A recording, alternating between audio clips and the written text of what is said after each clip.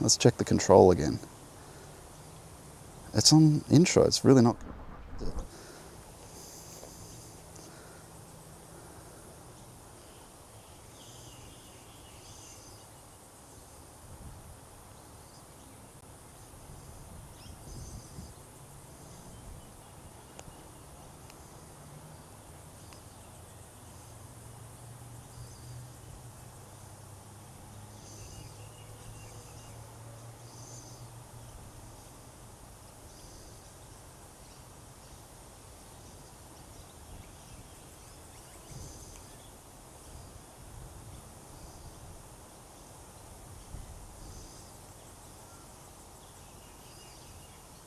Should be working. I do apologize, everyone, if you're there. It should be coming through now. I don't know what's... finally. Finally, here we are.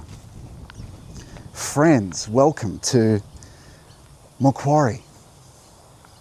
Macquarie's church, erected by Governor Macquarie in the 19th century, 1800s. We are here in a place that is and speaks to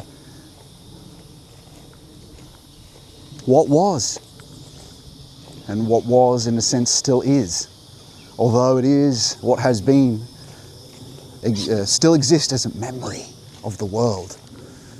Nothing is forgotten. So the true archaeology actually isn't in the digging into the material. It is actually going into the depths of your own being, then to see the deep memory of things, the deep memory of the world. And so we are today in old Windsor town. I apologise this was so long. We actually did a whole 15-minute introduction when it wasn't switched over to live. But here we are, in the shadow. Having rehearsed this before, going over it again, that's okay. In the shadow of the Blue Mountains, that ever-present blue, that milky blue that was ever-present there for the settlers, for the founders of this nation. All the way from Sydney Cove, where we were last week, or we were perhaps the week before, in Cronulla, where European landfall was. And so, like many places around this country in New South Wales, they're older than the rest of the colony, right? So around them it's built up modernity, as we can see here. But there's little gems like this church. This place, it was very, it's terra australis incognito, the great unknown land of the south.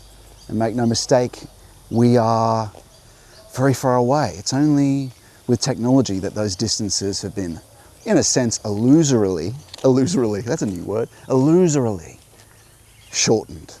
Through here, if you're watching from other places, I'm sure you will, even if it's not live, you do watch from America and Europe. Make no mistake, this is very far away. This is the antipole, in a sense, the upside down land. Winter's different. Winter is summer. The spinning of water goes the opposite direction. Just little physical examples. But what Macquarie are, we are a big fan of old Macquarie, with his sweeping executive authority and grand building schemes. Just like this church here, which he sanctioned. He made done.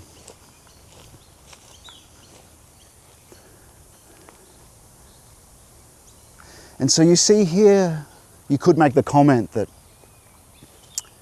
having a graveyard around a church is a bit morose, or that's the word, yeah.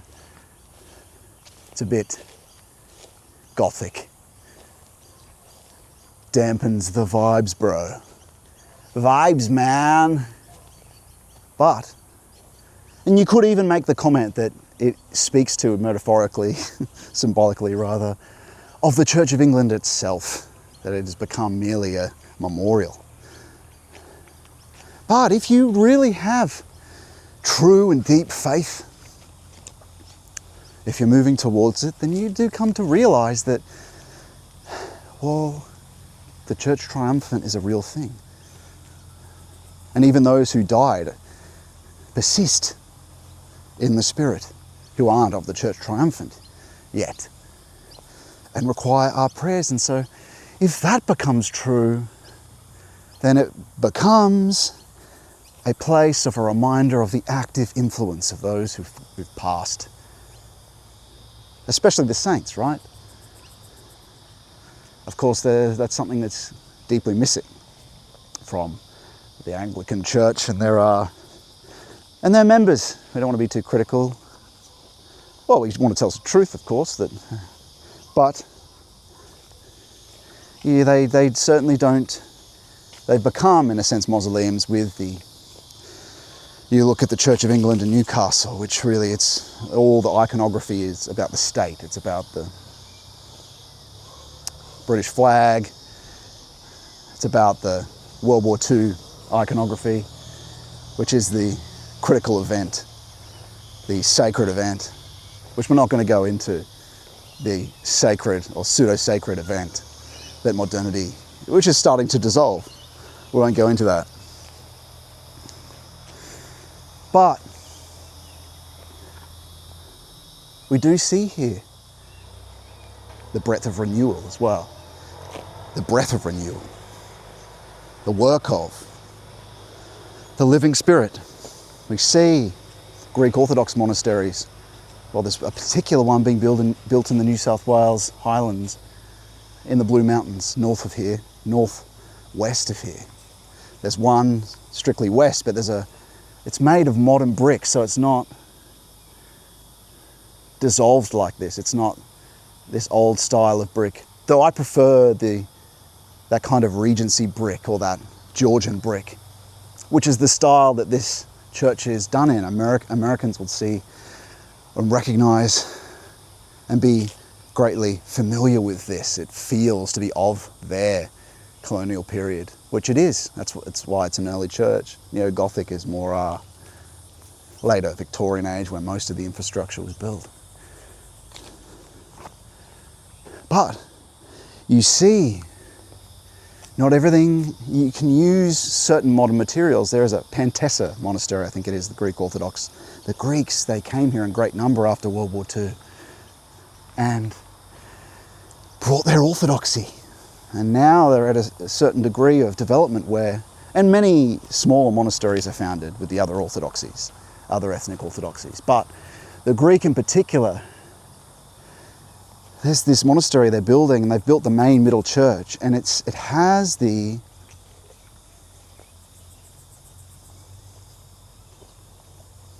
sense of a true monastery. It has its church in the middle, and they've really been thoughtful about the design. Starting with the church, then building the refectory and the different things that border it, one at a time, just like they are in monasteries. But it's made and built to last. It's also not a film set. They're not building it in brick like this that's deteriorated, or period brick. They're just using brick, but well designed with beautiful modern colours, which, in many ways a monastery would have had a newer sheen. But you can get a sense, call it a mood, attunement, an intuition, that it retains the holiness of a thoughtful people in their best connection with the Holy Spirit building it. You could look at Pantessa, or just look up Greek Orthodox monastery in New South Wales, and you'll find it. And it's just very appropriate, and they're making it and building it to last. So it'll be in those foothills for hundreds and hundreds of years in the Blue Mountains. And long may it last. We'll see what happens in this country. We'll see what happens. But we pray for a flourishing of the true living Spirit, the one God, and his Son, only begotten Son, the one religion, to flourish. So people don't perish in the death of crystallization of idols and false gods. And here we are, we're in a graveyard. And so we should take the opportunity, as we do, to pray. I pray to our beloved Lord Jesus Christ of Nazareth. I pray to the Father in the name of Jesus Christ of Nazareth to help all those who've passed, who've died in this parish, in this. All those who are marked in these graveyards to find repose in you. And I pray for all those who are members of this parish and their descendants now to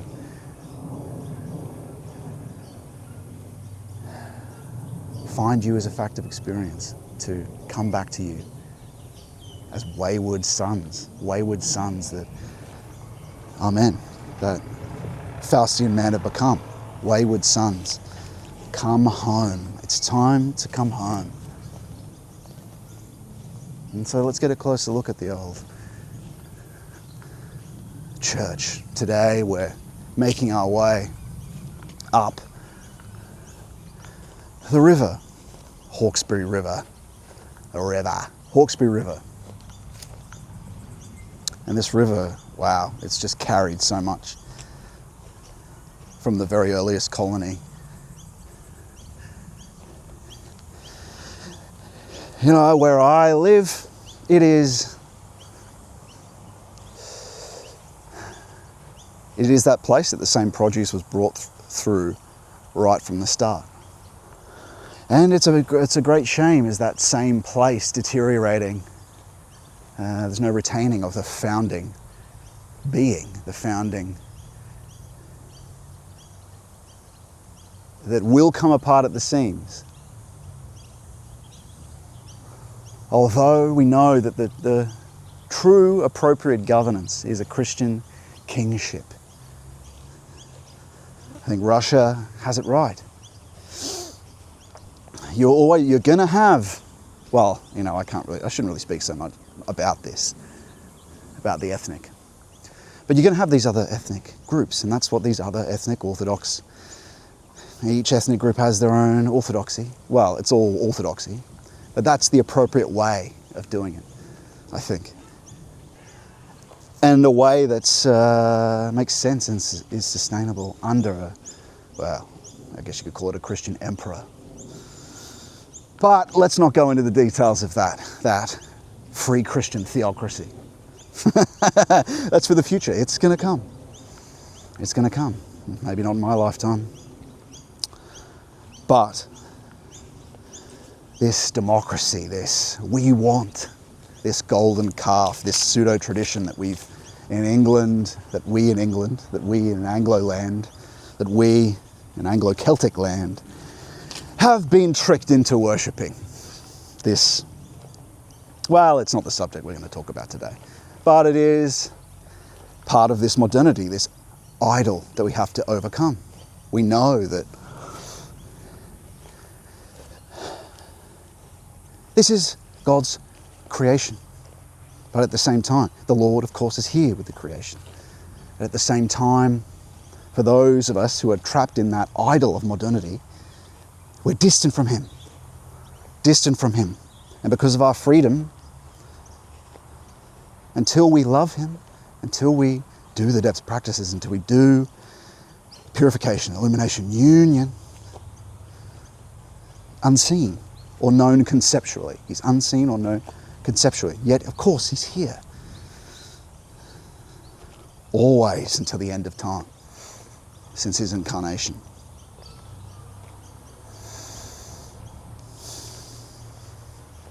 Anyway, let's have a look here. And I'll make sure it's still all coming through, but this is the foundation stone of the church, laid by Lachlan Macquarie, Governor of New South Wales, on the 11th of October 1817. What is that? Merely around 50 years after the American Revolution. And they were basically here, I think. They were here. The colony was founded already before the Revolution, I think, or just after. And so, like I said, Americans will be very familiar with this Georgian style, close to Regency, Georgian or Regency. And you can see here, which you don't see anymore, and this one has a sign outside with Church of England, which they don't do here anymore. GR. You don't see that anymore either, of course. Even though it is true, for what you can consider of this pseudo-monarchy, fake empire or fake emperor. Defender of the faith indeed. Is a subtle way of putting it.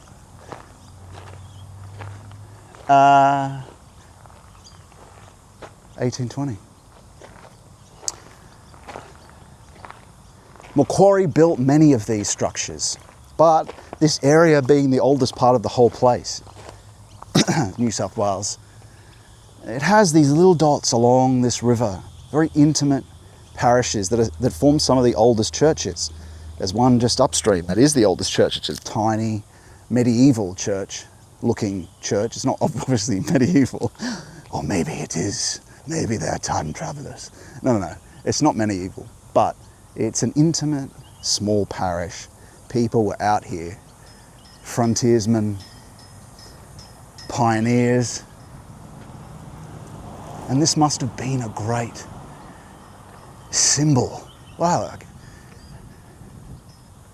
On the top of the hill, in the shadow of the Blue Mountains, from distant farms seen, and people came in on their Sunday from those distant farms to this centre of the community. Can't forget that. That spirit that still persists, that is always remembered. We get so wrapped up in material archaeology, but what this channel, what this project is, it's about recognising that what Plato's talking about is true. This memory, this remembering, even of any knowing, that it's not acquired, it's remembered. Disclosed. The word points out, helps disclose. What does disclose mean other than remember? There's a lot of Plato in Heidegger. That's when I say disclose, it speaks to that. But the thing about Heidegger is that he does bring it into, and why he can be a bit confusing to hear his wordings of things, is because we're familiar with the metaphysics that's built into English. English, those Latinate words, object, subject, which is sub, under, ject, throw, right? And so Heidegger's bringing it all into German, and when you read his translation, a lot of it is brought into English. And they try to get it to as is possible, because it's not as clean a language and there's not as much available to us. When they translate him, they use as many Anglo-Saxon words as possible. And so it'll feel ungrounded. Oh, I'm not used to that. But if you really think about what each part of a compound word means, that's how you get to the bottom of Heidegger. Like many philosophers, you have to reread and reread and reread and think. And it actually ends up the most appropriate word, usually, to be used. The things that are difficult, we have to struggle with, which is the same for what we're talking about. The hardest things that are worth knowing end up being things actually, especially when they're reaching towards divine things, that are the most, that require actual collaboration, prayer for help with. We see in the monastics, right? Sacred reading. We need help from the angels, the angeloi. As St. Bonaventura says, they're recognized in study and reading. And so if you're just not doing that, you're going to have trouble, right? Because we stopped praying before we would do any study.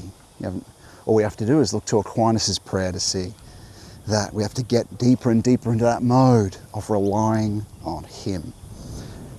And so especially when we're trying to understand these difficult philosophical notions, these difficult concepts, but also theological. Even just, and what is that? I mean, they're all wordings. They're all some wordings. Well, what wordings used to be in the ancient world, cleared and sent, or they expressed themselves, or used to be, in a sense, a kind of poetry early on. And then it became this aged, customary being once the word, the human word, the collective word, because there's no worked out word in advance in an individual. We are extensions of the collective human word. Of course, under that is the logos. Well, under and within it, but of course, you're looking at Greek philosophy, for instance.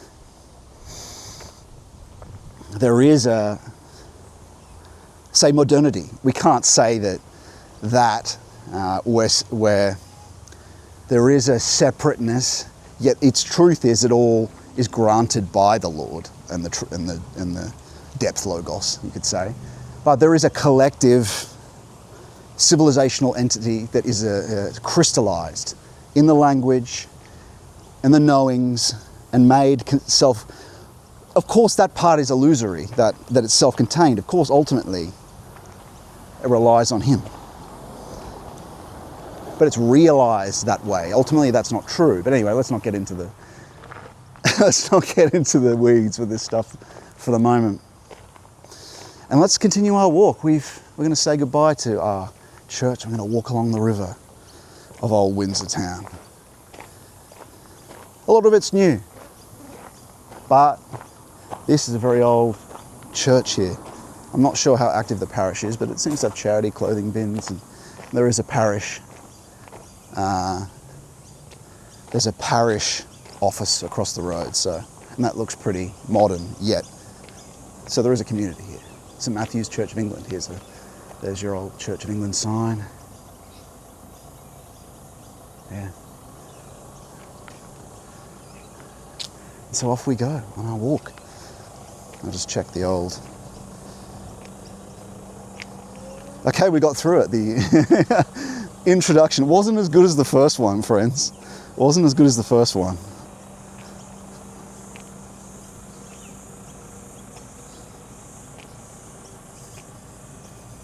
It's working. And so,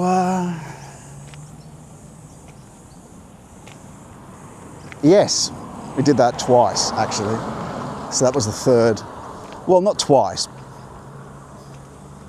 There was a little part we had to. It was better the first time, let's just say. But nevertheless, we shall go on. Oh wait, I better check the chat as well. But we're going to walk up the river. Then we're going to, as we usually do, read our book. And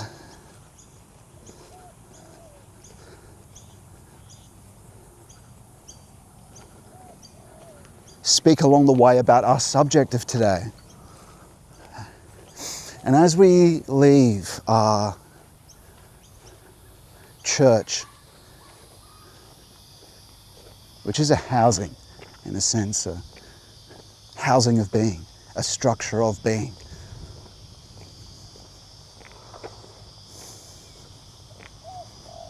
the law, the divine law, or even theology, is the house of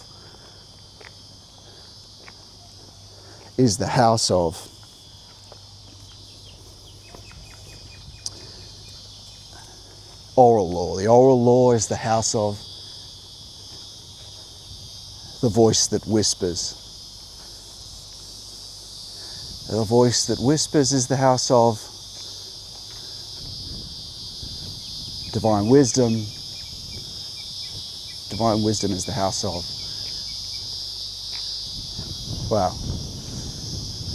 deeper still.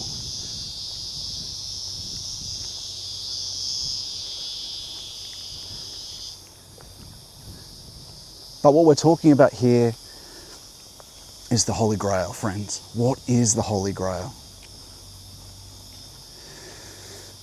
We see Arthurian tales tied up with the youth and the knights off on their quest into the world. In a sense, chasing their will to power, chasing the Grail, looking for it everywhere.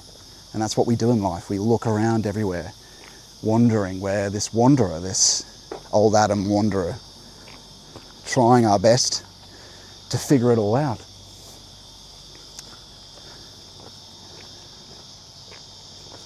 And so we eventually come to the realization that it is about our transformation. It's not about adding something to our collection. It's not about seeking the things that we were, in a sense, provoked to want in modernity. It's about transformation. And so what is the cup? What is the cup? A cup, as we know, it's a receptacle for something, isn't it? A receptacle for something. Yeah. Nah, it's just someone's farm. It's all good. No point walking in there. Private property, no doubt. But it's a receptacle for something. On its own, a grail. Well, it's empty, isn't it? Empty. Without the something that is to fill it. Here's an old structure.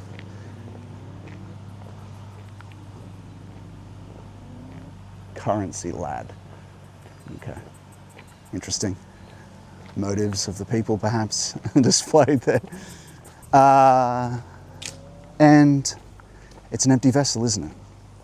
And so we're chasing the world over trying to find this grail. Are we looking for Christ's grail that the blood was captured in?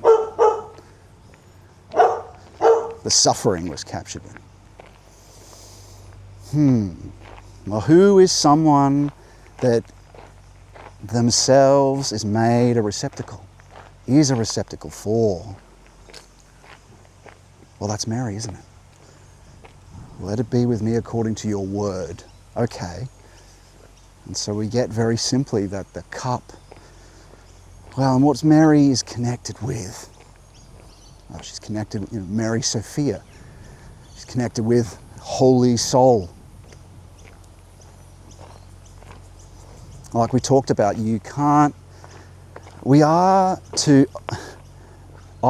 when you're an idol, you're a sense like a battery. So words are not batteries. They don't contain being. And so when we're trying to make our preparations, like these knights of the Grail, we're trying to transform all that has been made an idol to us. And we make idols of theology by how we look at it, how we approach it, how we see it. It doesn't contain. Theology, Aquinas, for instance, is to be, and was for him, a preparation, an icon. So the trouble, all we are looking to overcome is the idol, the thing that tries to make things containers of, say, an ideology. You look at an ideology, it charges itself up on the will of all the participants, creating a self-referential, self-sustained idea superstructure, right? It uses its propositions and whatever energy is pulled into it, but it's not sourced from anywhere other than itself and the members. Ultimately, you could say that due to freedom, that it's what's provided of that first wine that the Lord grants us that runs out at the wedding at Cana.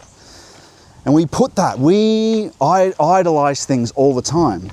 But that's what it means. To idolize something is to cut it off from its source. It's to cut us off from our source. And that happens all the time. It's so easy to do.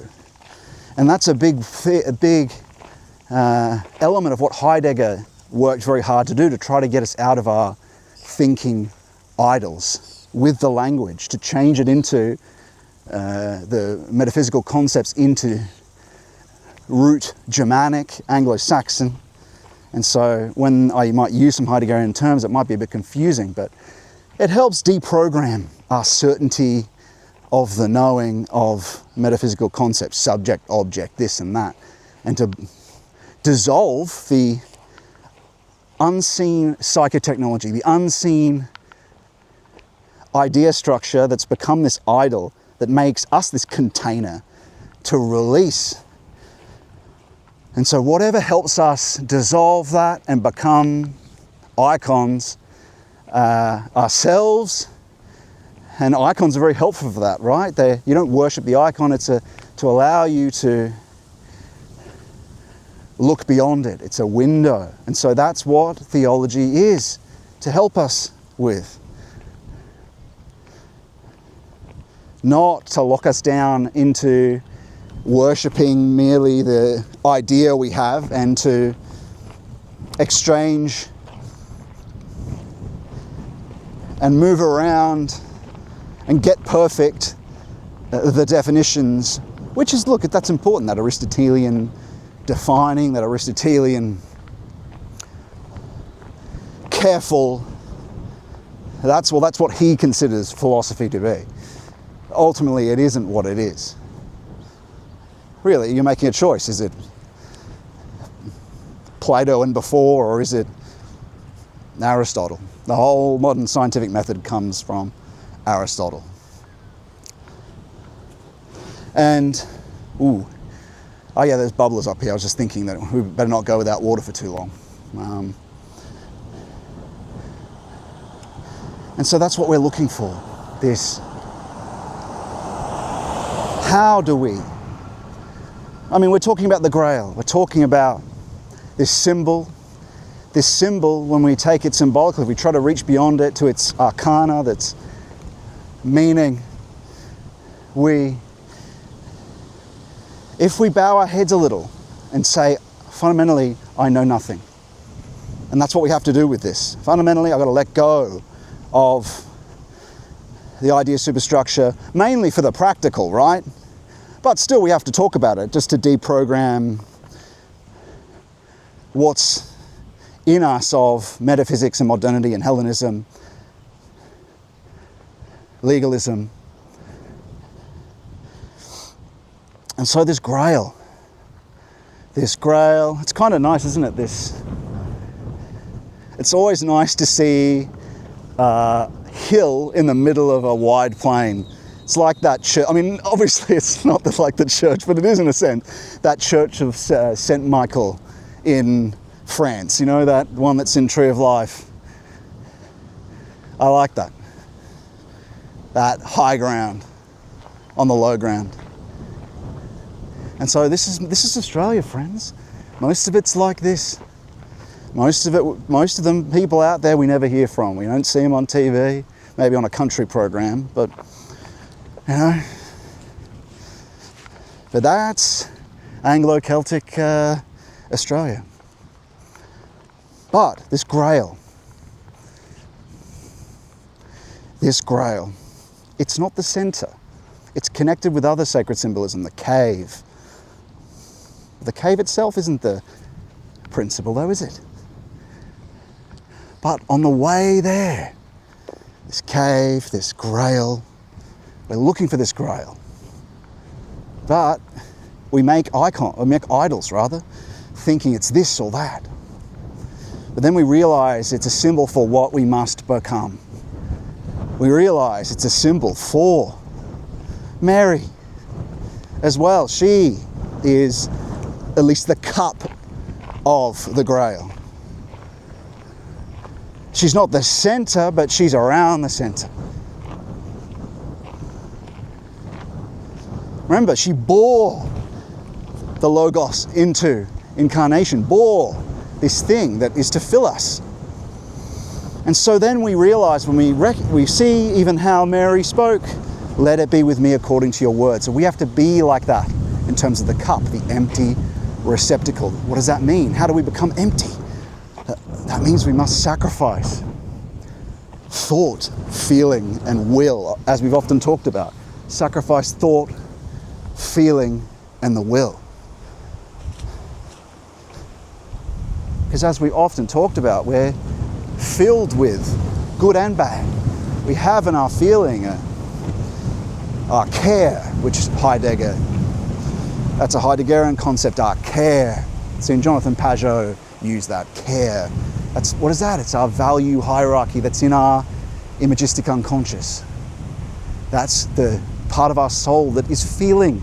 When people often talk about the value hierarchy, that's also shown in Dante's Inferno. That is the value hierarchy. In emptying, that has to be transformed. From what to what?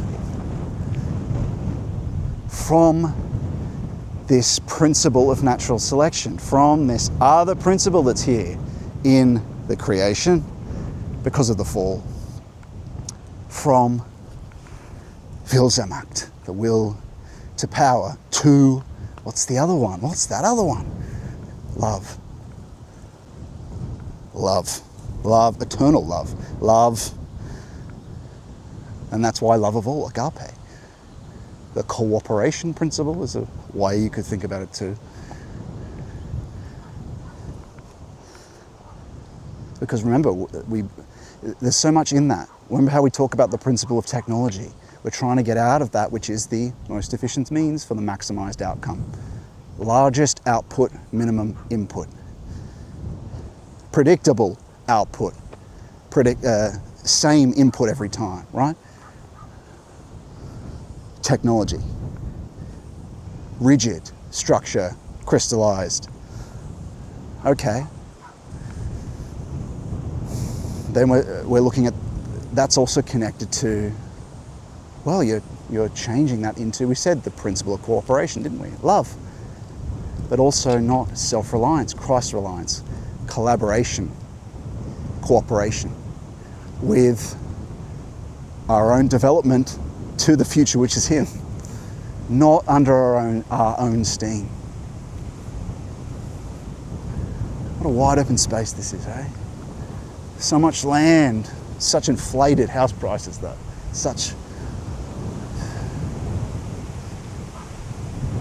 But anyway, and so we have to make that sacrifice of feeling. And so we have in modernity, Nietzsche talked about a transvaluation to this Willsamacht. What is powerful is true. It's just what is most powerful. Which is how technology works, which is how science works.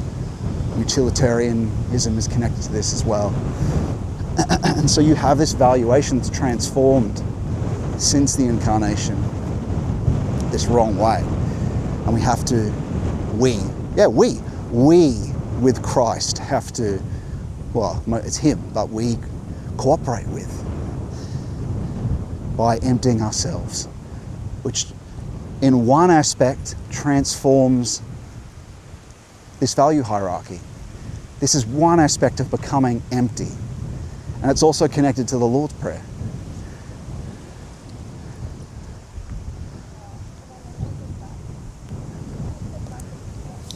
I'm just going to grab a drink here.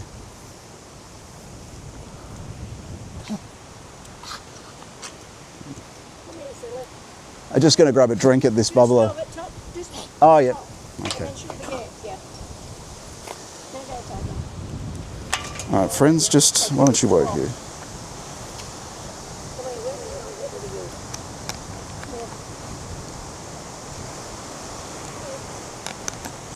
Okay.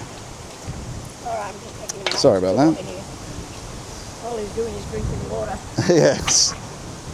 Just wanted to use this so I don't get a heat stroke. Come here. Hey, little buddy. Hey, come on. No, he's not going to pour the water on you. Come on. Come here.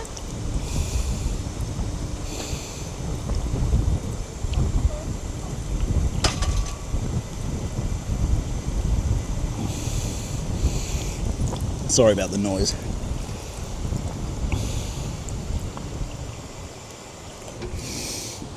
I better fill a bottle up, just in case. As we often say, don't be an idiot. Be cautious.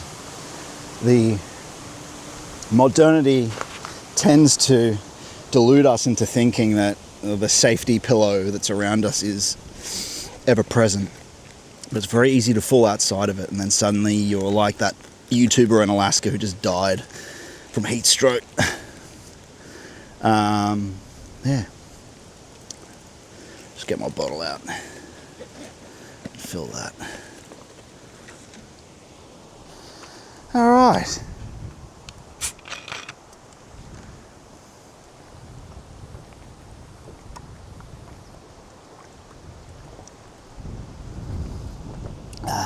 Sorry. Just give me a moment to fill this.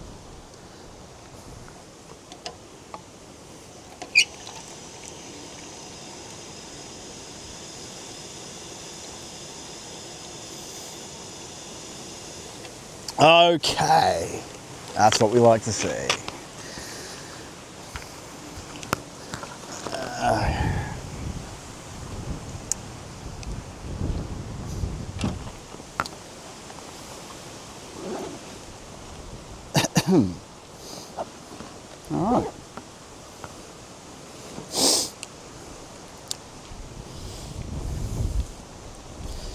And so I interrupted us there. My apologies. It is important. But these are all connected thoughts and phenomena. Thoughts and phenomena. They're connected thoughts about phenomena, about ways. Connected.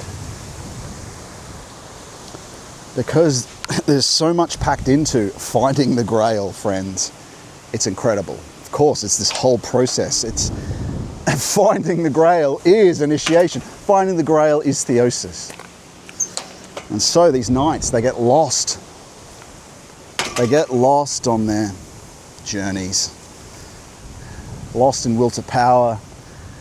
Struggling, and for centuries and centuries we've struggled. Especially Faustian man, who this really relates to. Look at him, he's lost in outer space when the true frontier. Well, it's not in materiality, it's in the depths. And the furthest star there is in the universe, in the depths, is related to us. Is related to us. And here we see is this old growth. We're going to walk a bit over here. Well, you can see that, can't you? Just wanted to cross the river. Yeah, you can see that. A little anyway. It should be coming through to you in pretty good quality. If you want a quality upgrade, hop over to Rumble and search my name. And it actually is better than YouTube, if it's running. Sometimes it doesn't run. But this Grail, it's Mary, the cup part, anyway. And so part of it is, like we've been talking about, becoming empty. Part of it is, and why are we associating the cup with Mary? Isn't it obvious? The cave we see in icons this is sacred symbolism. This is metaphysical symbolism. This is the deepest symbolism. This cup. And we even saw it in Celtic cauldrons before the incarnation, all these things as preparations for the coming incarnation.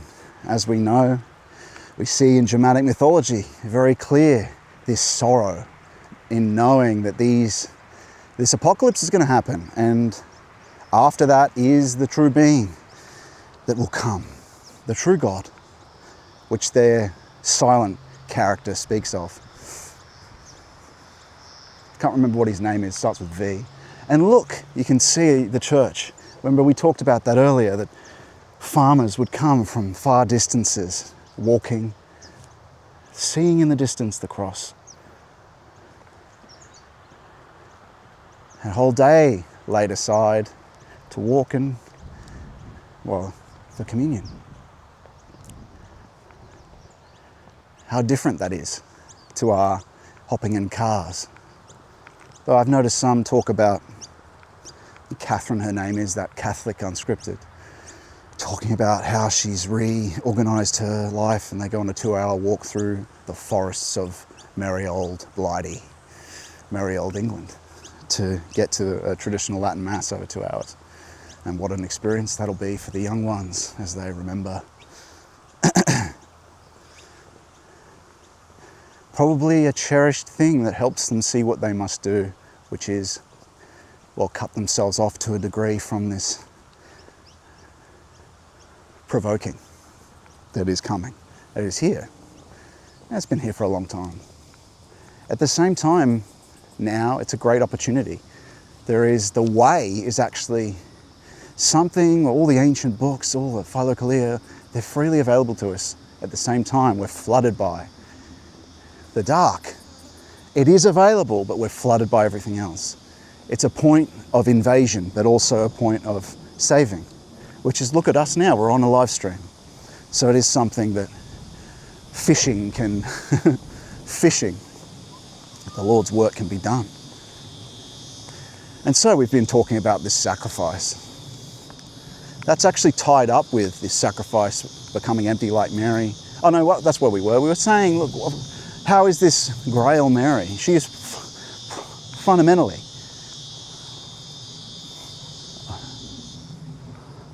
handmaiden of the Lord, but also when she speaks, I don't know if it's not the only thing she says in the gospel, but it's one of the very few. Let it be with me according to your word.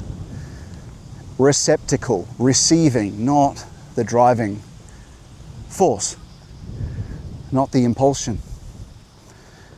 And so if that's true, and of course, the Lord even tells us what to do here, to become peacemakers, to be poor in spirit. Well, he's saying this is the way of initiation. It is the way of purification, to become empty of thought, feeling, and will.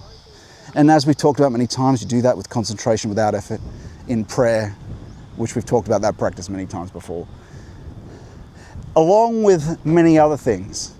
And I've got a lecture on that, which is the practices of Christian mysticism.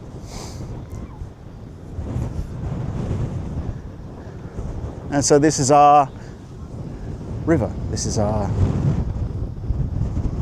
you see that well enough? Yeah. This is the Hawkesbury River, what we're walking along today. And that's a small beach that they set up there for people doing their thing. But many goods would have flowed along this river back in yonder year. And so that's what the Grail fundamentally is, friends. The actual cup isn't the Grail. In terms of what are you after? The cup is what you become, or the scepter is what you finally become. And that is the Grail is the principle. The Grail, again, principle, that's the technical word. The Grail's Christ, who lives and acts in you. That's the achievement of the Grail, of course. Of course. It's all it's simple in the symbolism. And that is to become a scepter. I mean, what do we mean by grace as well? Gosh, at lower levels of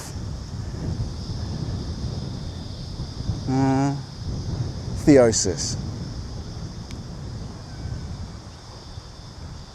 Actually, I better not talk about that. Let's just stop there. I better not talk about that. Just there's certain things I've got to be careful. Certain mysteries. But yes, the Holy Grail. And so what you're searching for is a transformation of you. It's not out there in the world. It begins with you. You're trying to get to the essence of things. You get there by converting all the being that you are, of thought, feeling, and will. Like we've talked about before, it's like currency. The good is with you, but also the parts of you that are non-likeness. We're trying to become the likeness of God. in empirical reality, in the empirical self that we are, to transform that into the likeness. But we are also, as we're born, we're not perfect yet, are we? So we're a non-likeness. So with us is this evil that we have to convert, this imagistic unconscious, this feeling of the first part of life that we're born into, to be transvaluated collaboratively with Christ through these practices we talk about. For him to join you as a fact of experience, that's the Holy Grail. But at the same time, that is becoming the Grail so you can receive the water that goes in it. You see it in the wedding at Cana. They have no life. Pour water into the cup. Does he say empty the cup? I can't remember. Clear water, peace, withdrawal, and then it's transformed into the second wine. That's the transvaluation. These are technical terms, transvaluation, but it means the transformation of your imagistic unconscious of feeling. But the first three petitions of the Lord's Prayer are about these three sacrifices of thought, feeling, and will. The first, hallowed be thy name. Our Father who art in heaven, hallowed be thy name. It's a petition. It's a petition. What are we petitioning for? That, the hallowedness, the name, that their name be hallowed, that the hallowed being be present here for everyone. His name, as he says, is I am.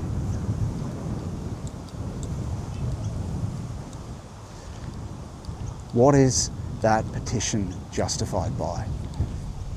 Because, as we know, in the Lord's Prayer, we also ask for forgiveness.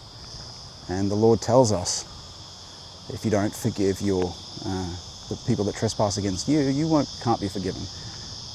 Just as it is with that, so too is it with the other petitions of the Lord's Prayer. How do we justify it? We have to do something. We have to hallow the letters of that name in other people. Remember, the image of God, we have to recognize it fundamentally in everyone else. Here's a simple way of doing that.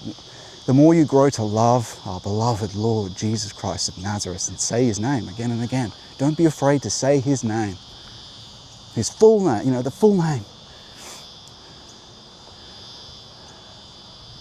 People kind of think, oh, if I talk too much about it, it's not very elite. It's not very in with the engineering language. No. If we're trying to help, trying to follow divine will, trying to do something in the name of our beloved Lord Jesus Christ of Nazareth, then, well, look, I get it. You approach certain people in their own language, yes. But there's a time for that, and there's also a time for just saying the name.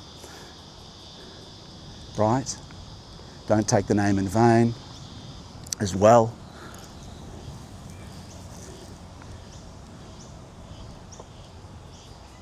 The mission in vain. But anyway, let's not go into that. We're going aside there. Hallowed be thy name. One thing that helps a lot if you've come to love, truly love God, the true God who died on the cross for us, is to say to yourself, because it can begin with that. We start by asking him to bless others. That is a justification for that other petition, right? And through that, when we see someone transgress against us, what really helps with this is to say, the Lord loves them. The Lord loves them, and I love the Lord. The Lord loves them. They've done this, because we can't help this. We have a reaction, a will to Wilsamacht reaction, a combative reaction. I'm not perfect.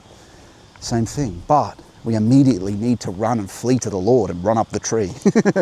Run up the tree. Our practice should allow us to do that. Jump into Jesus prayer. Drop into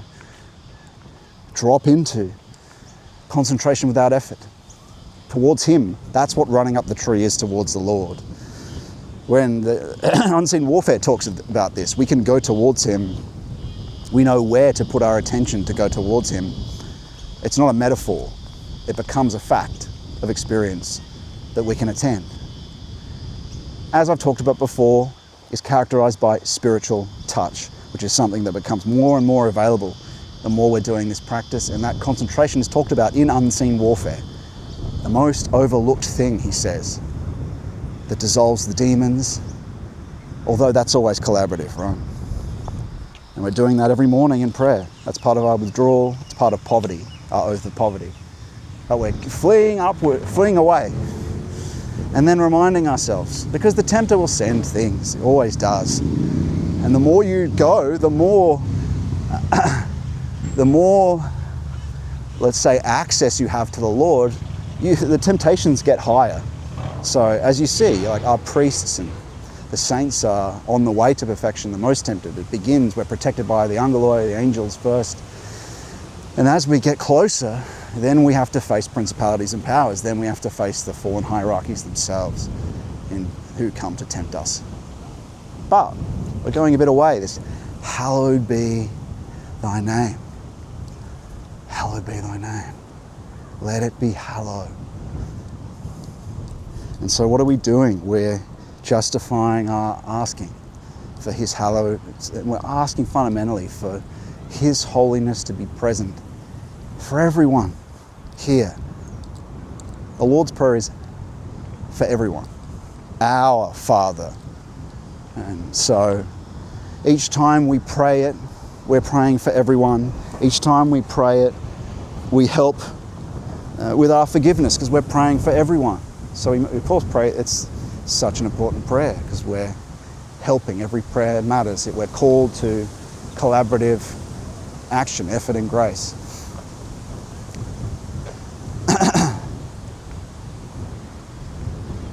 Yes, works. That's what that means. It means effort with grace. We have to do stuff, of course. Of course. And so, hallowed be thy name. Let's think about this. I use the word I. I have an I. Your experientialness is an I.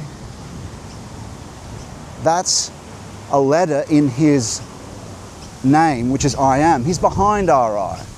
What does he say? Is it, I am that I am. But what does he say in, do not be afraid, I am. He is what gives us our I. Provides it, our individualness. And so those letters, someone making some noise. Those letters, we have a transcendent self that urges, the image of God that urges us to purify our non-likeness into likeness, our empirical self, to be purified and ennobled.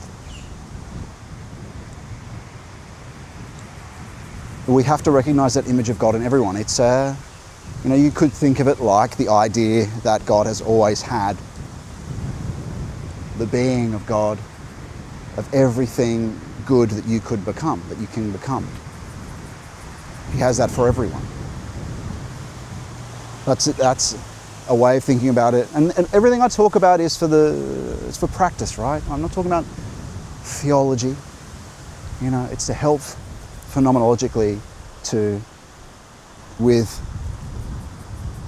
purification, illumination, union, with going through the process. Go to the tradition for theology. But anyway, what is the practice? Remember, we're talking about the practical. This is all pointless unless we're acting. Watching these streams are pointless as a thing of literature. Bless them, Lord. pointless as a thing of literature. Its only use, everything we talk about, is for the purposes of theosis. That's it. And so please begin what we talk about and let it accompany you, just like the work of Valentin Tomberg, just like the work of the saints are all icons to accompany you on this process. But yes, you could think about it, the name, the word, don't be afraid, I am, is behind us, provides what we are. Whatever the human word that we've become, this lower word, it's all provided by him. This I, behind our eyes, a way of thinking about it. And so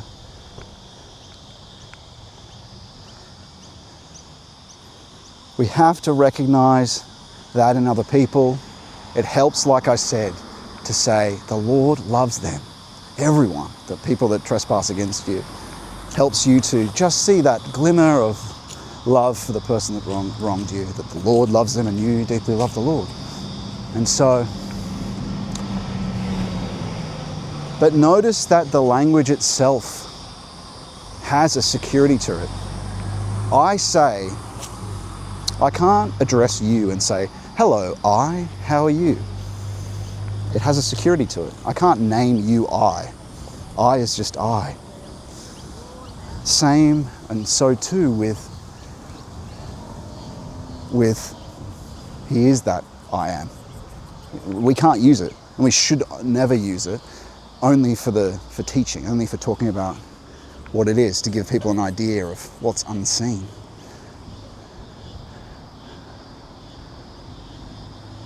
Nice. Family day over there, you can see. We may or may not go over there, I don't know. And so what are we praying for? We're praying for holiness to be present collectively for everyone. And we do our bit by seeing everyone else's I as holy. That they all have a transcendent self, that they all have the image of God in them, right? What is this also? Again, this is all tied in with the Grail, the Holy Grail. This is also the sacrifice of thought we were talking about. It's becoming empty of thought. How do we do that? Again, concentration without effort, little by little, is the great thing accomplished. Does below become above? So,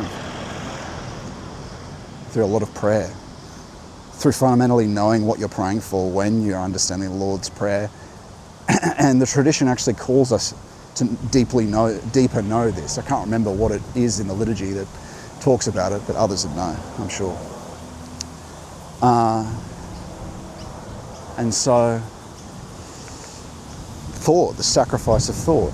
Because if we make the sacrifice of our thought, what are we saying? We're stopping ourselves being a container, because we have idols in our thinking that we get from modernity, the golden calf of democracy, of thinking and thought. We have idols in us. Very tricky ones. Metaphysics is embedded in English, right? Of course we know the Lord is here, just unseen. And we do the practices to be able to have this hallowedness be present. We make the sacrifice of thought. We make the sacrifice through fundamentally understanding and saying that I know nothing. What if I'm wrong? What if I don't know anything? But can I be capable of knowing everything by bowing? Bow. Get to a place where you can ask internally, if you like. You could say it like that, internally. Oh, there are some period houses up here that are probably worth quickly looking at.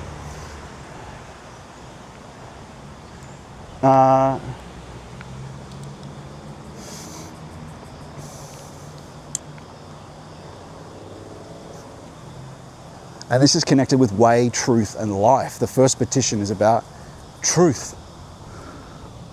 By making this sacrifice of thought, we're making the sacrifice of the idea superstructure we confidently stride along with as containers without realizing it. To open it up to be an icon so we can encounter him as a mystic fact. And this is all we've been talking about. Aquinas spent his whole life erecting this cathedral of thought, very rigorous, clear definitions of things. People say, he's built himself a prison. No. It's a purifying thing. The scholastics, it helps with purification. And then it's, for him, at the end of his life, he calls it straw, right? Calls it straw. And then there's another letter where he says that, a similar thing to Brother Reginald, I think it is, and stating that as I've come to the end of my work, so too soon, the things I am currently engaged with are far greater. I can't remember the exact quote. But it proved an icon for him. And so too must it be for us. But we have a lot of expectations about what this mystic experience will be like. But we have to sort of put it all to the side and say, you know what, we don't know. I'm just going to have this encounter with the unconscious through practice. And in a sense, it's something that should be combined with it's like apophatic theology, with fundamentally we can't have a concept of this or that. Just understanding that so we can do the night path at the same time, putting it to the side. And just saying we don't know, because we do have to make this sacrifice of thought. It has to be melted by love, I suppose you could say. Because love can melt anything, can dissolve all rigidities. Rigidities, look, it's good. We have it, we still remember it, we don't forget it. It's just simply trying to, what did the phenomenologists do? They fundamentally, they didn't hate.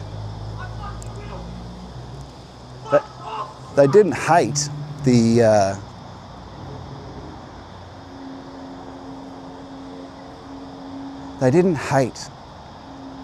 the, it's distracted me now.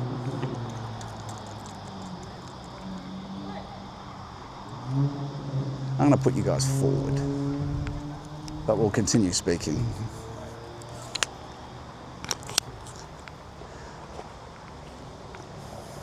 What was I saying? They hate. Phenomenologists. They didn't hate the philosophy of the past, but they recognized that there's, in their mode of thinking, that they didn't escape. They didn't escape.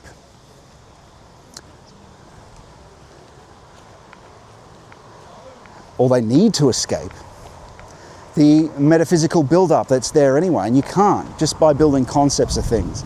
You have to go deeper. You have to... Well, what did the phenomenologists do? They constructed what they called a epoche, like brackets. And they tried to get to the thing itself. They're trying to get to the phenomena itself and take no definition of it for granted. What is given in the phenomena? What's its background context? What's its foreground? Try to make no interpretation. You're trying to, I've forgotten Heidegger's teacher, but what he did, this is called eidetic reduction. Expanding out through narrative, through volitional or will control, different interpretations of a phenomena to the maximum you can. And that's to actually get them to look a different way. You can do that with cubes, right? Everyone's done those basic things in math class with graphics where, the rhombus can look like it's the foreground and the background. That is in a sense phenomenology. It can actually, it's like we see this in optical illusion. That's called phenomenological it's deconstruction, right? And that's what they were up to. Expand, and their method was that, to put an epoche around a phenomena and say, we're going to take nothing for granted here to try to get to the thing itself without all this interpretation. And so even with theology, we must try to encounter, and we do this anyway, this just happens through prayer and practice, but it helps just to know this in the background. We want this raw encounter with the mystic fact of Christ, right? To make the sacrifice of thought, it is saying fundamentally, you've got to say, I don't know anything. I don't know anything.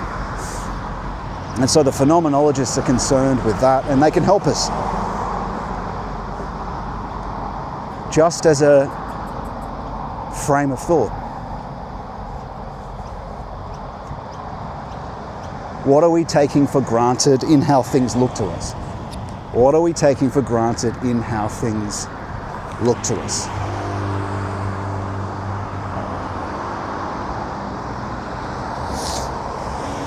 And so, like I said, eidetic reduction, expanding the interpretation of a given phenomena and how it looks, and to the maximum we can make it look like or what it could be.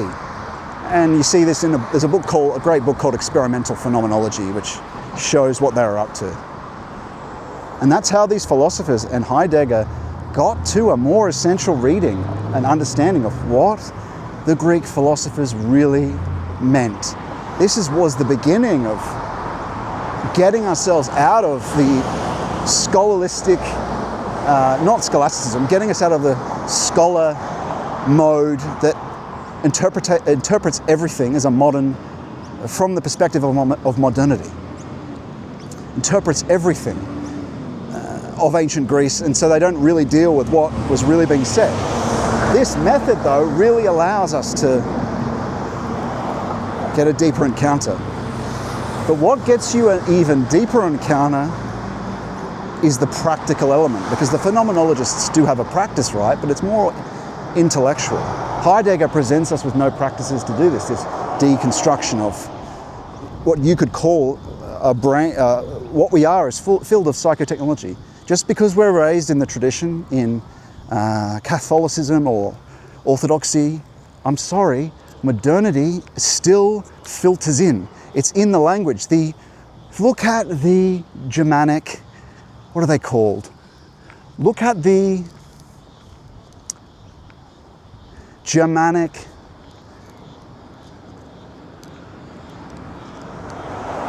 look at the Germanic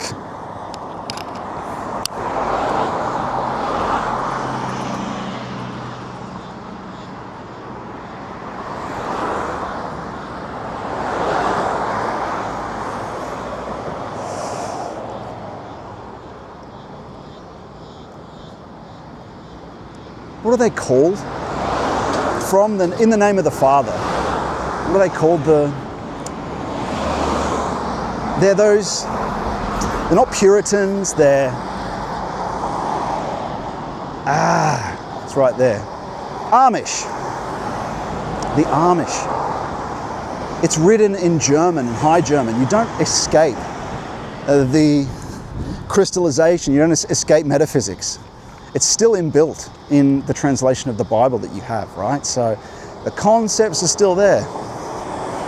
And so it requires a kind of deconstruction to still overcome the subject-object divide, this idea that we are completely separate from the object.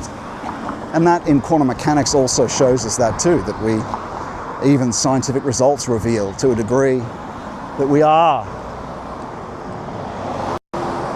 separate from it, that we aren't separate from it, that there's a correlational something that's shared between them outside of what we recognize as physical interaction.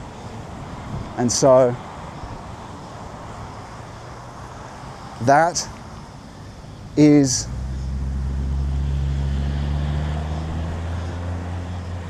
what we're trying to also do here. We're trying to bracket things. But what also helps with that?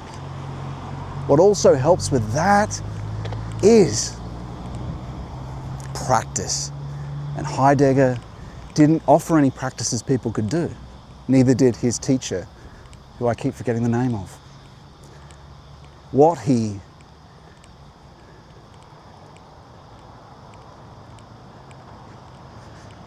did, though, this rewording of things helps loosen them, as he often talks about, helps loosen them.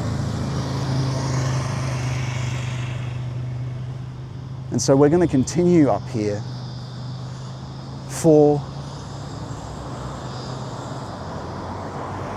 we're going to go, well, unless we haven't made the bus yet, to an old pioneer, reconstruction of a pioneer village.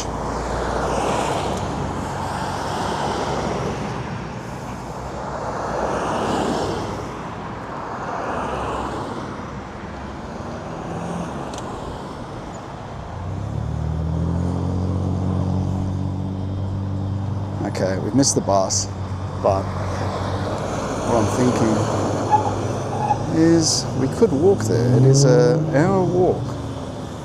But we should probably stop first and do our... Oh, there are a few park benches here. Let's do that. We'll stop first and then we'll do our reading. And so yes, we have to make this sacrifice of thought. It doesn't matter who we are.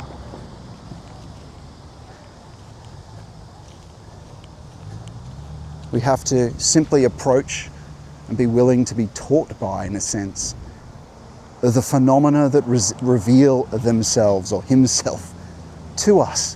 What's given to us? Are we missing something? Because remember, the saints tell us to be watchful. Are we missing something in?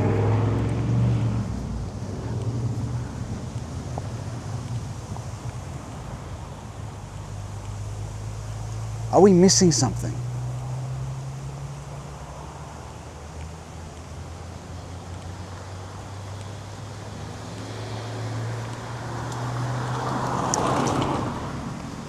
In the phenomena that present themselves to us. We have to be watchful of the phenomena that present themselves to us. Have we made assumptions about what's given, what's outside of us, what's inside of us? We have to look at our being, our psyche, and the world that's sent and given and say, I don't know. What if I don't know? What if I don't know shit? Even if I've been brought up in the best theology, let's just say this is given. What do we experience? That mode of understanding. And look, this mode of understanding was quite well understood. This, I think John Paul II was a big fan of Heidegger. So just this approach, this mind frame is such a great mode of approaching, trying to get to what's given. And what we really do in that is get a bit closer to being watchful. Because some things that are sent to us, what are we missing? Remember, Jung would talk about synchronicities. What things present themselves in the happenings of the world that we're missing? That could be him. The more and more that we do that, but we also deeply do our depth prayers and depth practices, which help us to dissolve the idols that we've taken, the idols that are in modernity and the idea superstructure. Now, this is not Manichaeism, of course. It's not Gnostic or anything. God, the world, the creation is good, but at the same time, there are idols here. There is real evil here. It's real, but it has no essence. It's real, but it's not true. The false Holy Spirit, the devil, Luciferic spiritual experience, realizes, sends, but isn't ultimately true. Isn't ultimately true.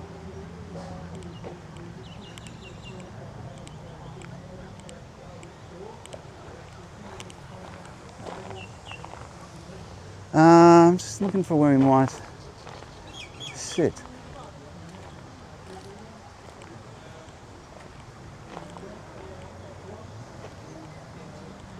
maybe there.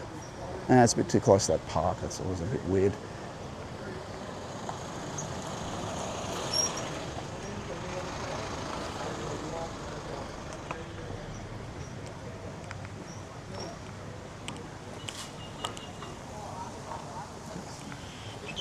Always looking for a bit of solitude.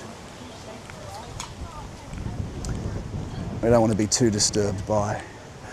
Although what I might do, I'm going to go get a Coke, as we always do. So,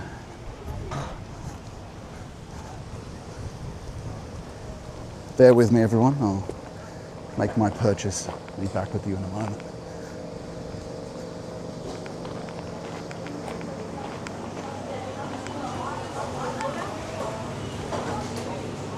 Husserl, that was his name. That's Heidegger's teacher. And so John Paul II was well aware of him.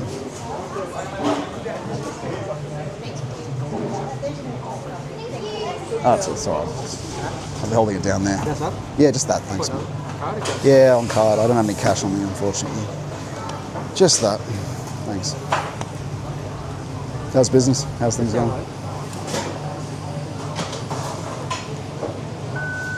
Great. Oh yeah, it's a live stream, but I held it down as I came in. It's a live stream, like a live stream. Yeah. That's why I'm holding it down, so it's not in your face. It's alright, it's like not looking at anything. Thanks.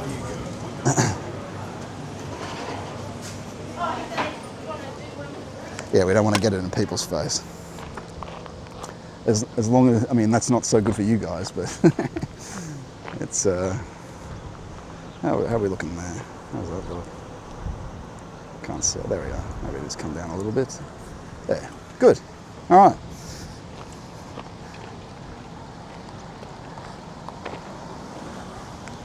And so, phenomenological deconstruction. That's a mode or mind frame we just need to have with our own experience. We don't have to do more than that. Just say to yourself, what about what's given to me? I mean, look, okay, here's an example of this, everyone. Here's an example of this.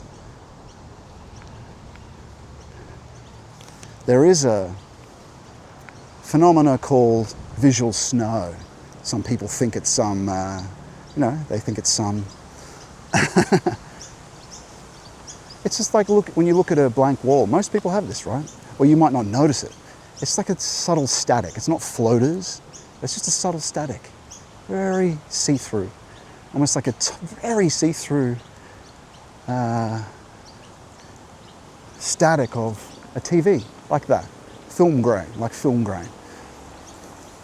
Tiny, right? You know, some people think this is a neurological thing, right? But no, even the alchemists would even talk about this, right? It's the unconscious, it's the access point, I think you could say, or it's the border of active imagination that Carl Jung talks about. And so this is what I'm talking about, friends. Getting out of this modern understanding that these things are, that our consciousness and our being is the construction of and sendings of biological sendings. It's a epiphenomena. I mean, see how it's inbuilt? And then you get a bunch of people who I might be able to see and notice a bit closer the spirit. They think it's some problem. Like I said, the alchemists talk about it. But this is what I'm talking about with phenomenology. We don't even have to do the whole process of phenomenological deconstruction. But if you can look at the basics, I think I've talked about it before, the experimental phenomenology, is that you can see there's an illusion. Look at optical illusions. The ones where you look at a certain part of them and it's spinning one way and then it's spinning another. It's just an optical illusion though. There are some, like the rhombus, that you can look at a certain part of it, or even just with your own will. You can, once you have seen both states, you can bring them into presence with your will. You go for, you don't even say anything, you just do it. It becomes a push of will. You can just will something and it comes to be. Maybe here.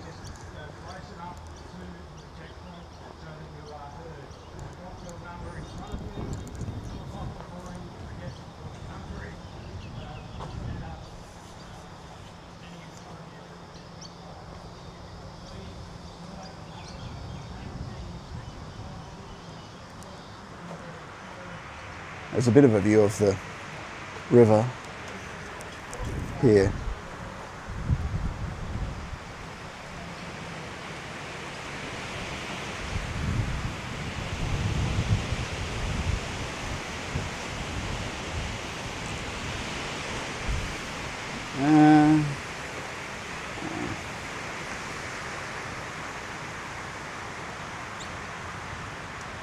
Maybe here.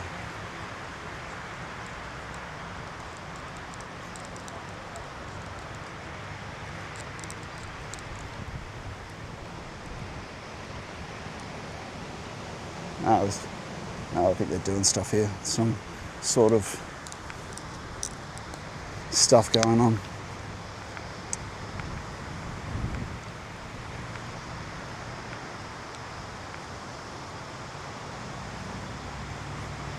All right, we're just going to go sit in the cafe. That's where we're going. We'll go there. It's going to be a shit view, sorry. We'll just sit down for a while and read our book. But we can finish our discussion of phenomenology. And so we're taking nothing for given, because what could the Lord be communicating? That the modern understanding of what is psychology, what is spiritual, what is and isn't spiritual, what could be sendings that we're not noticing. Of course, some people might think in the process of, well, poverty, obedience, purification, illumination, union, the process of initiation, that the things we become familiar with are something perhaps that's always been underneath there all the time. But no, things become more possible. But yeah, look, definite hints. The Lord knocks. The Lord knocks at the door. And we're not noticing. That's why we're called to be watchful. And that's what all this concentration is about. Becoming deeply watchful in everyday experience. But also, like I said, what can deeply help with that is this frame of thinking where we're putting an epoche around our experience and saying, well, hang on. And reading Heidegger can help with that, but he's very difficult. He's very difficult. I think even just talking about this,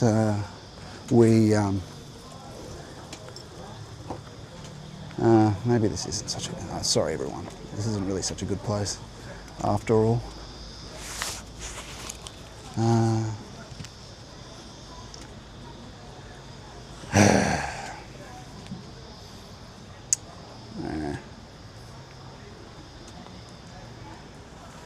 I'm just concerned about where I'm pointing the camera. I don't want to point it at places that people get weird about.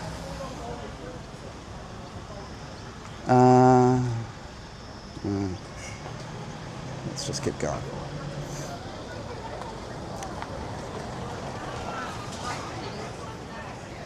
All right, let's go this way.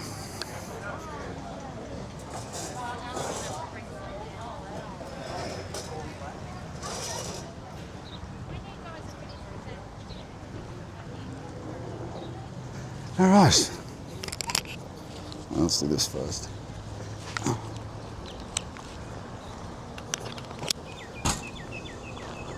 Okay. And so we don't have to, but it can be enough. Just what I'm saying can be enough. You don't have to go through the whole process of doing, it can help to understand phenomenological deconstruction. It can help. You don't, I think I've really, maybe just looking at some of the optical illusions or examples where you can make them look a certain way just with an act of will can help. I think I talk about that in one of the streams or one of the lectures. And people studying Husserl have said it was good and recommended it in terms of giving people an understanding of what it is. And so, I mean, that's what we're talking about. I'm getting a bit, got to sit down soon. I'm getting a bit weary. Let's walk back over this bridge and find a seat. That's what we're going to do.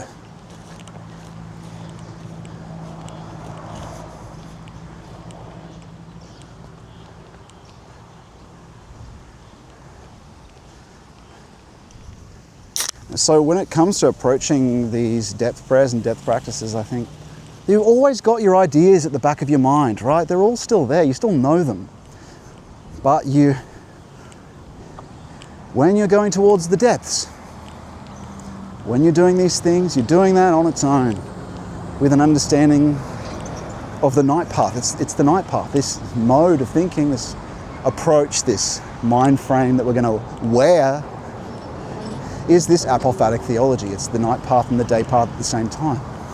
You do both at the same time because you're not going to forget that you know theology, Aquinas, all these things, but you're going to remove them all from the practice because you don't know what's given and what's sent. And that's phenomenology.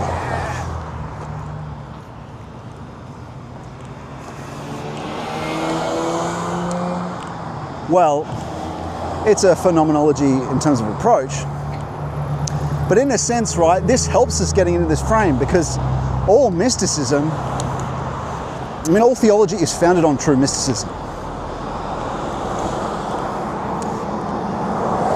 And should prove to be an icon towards it if it's, but still, in becoming watchful, this is where books like the Philokalia are so helpful because they know the depth experience of the Spirit. We're trying to get back into there. Isn't that true? We're trying to get ourselves into the mode of thinking of these old saints, to have our world presence like theirs without the modern, because modern ideas do things, people, modern mind frames, without you realizing it, make the world seem and presence a certain way. We're trying to have a true encounter with what the early Christians and early saints are talking about. And that's possible.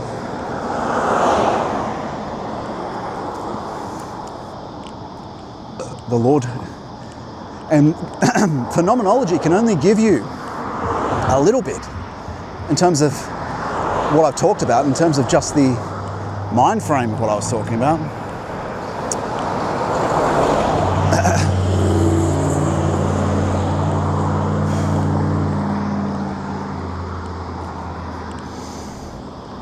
The true thing comes from the encounter with the unconscious, the encounter with depth prayer, depth practice.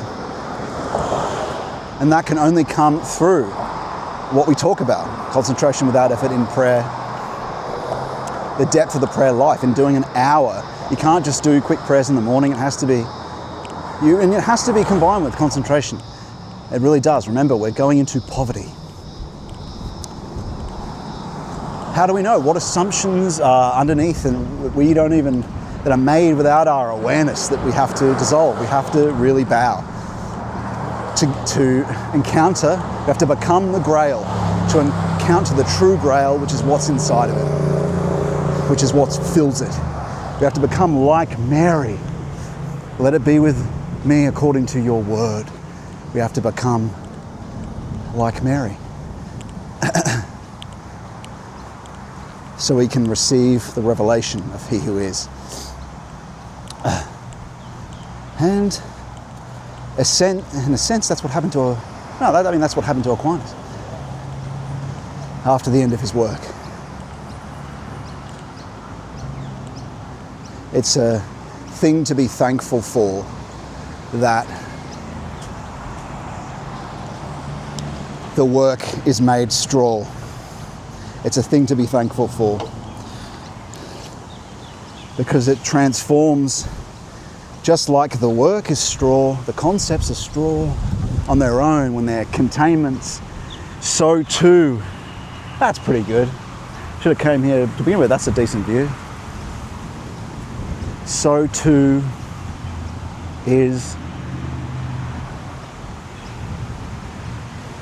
are we straw. So too is the creation straw without him. The creation is straw without him, but in him and with him, because ultimately it all comes from him, is the creation. Well, yellow straw becomes a golden thread out of the idols, transforms the straw, or the straw becomes an icon, which is a golden thread. When it's a preparation, taken as a preparation.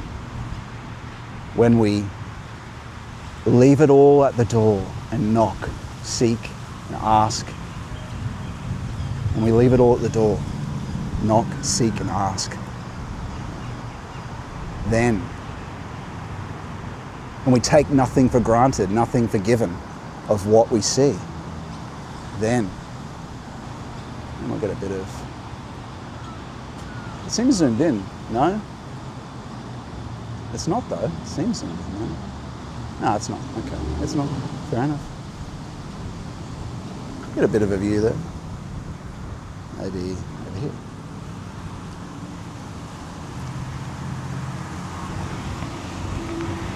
Okay, yeah, it's not bad, it's all right. Hopefully the wind won't blow that over, I don't think it will. Maybe a bit lower. Blow it over. Yeah, we'd have to blow pretty hard to blow that over. What have we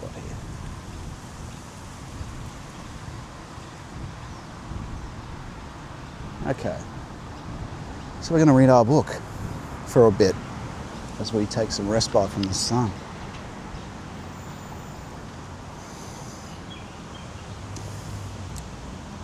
Yeah, it's nice and old and familiar as some of the buildings are. It's a big ghetto out here.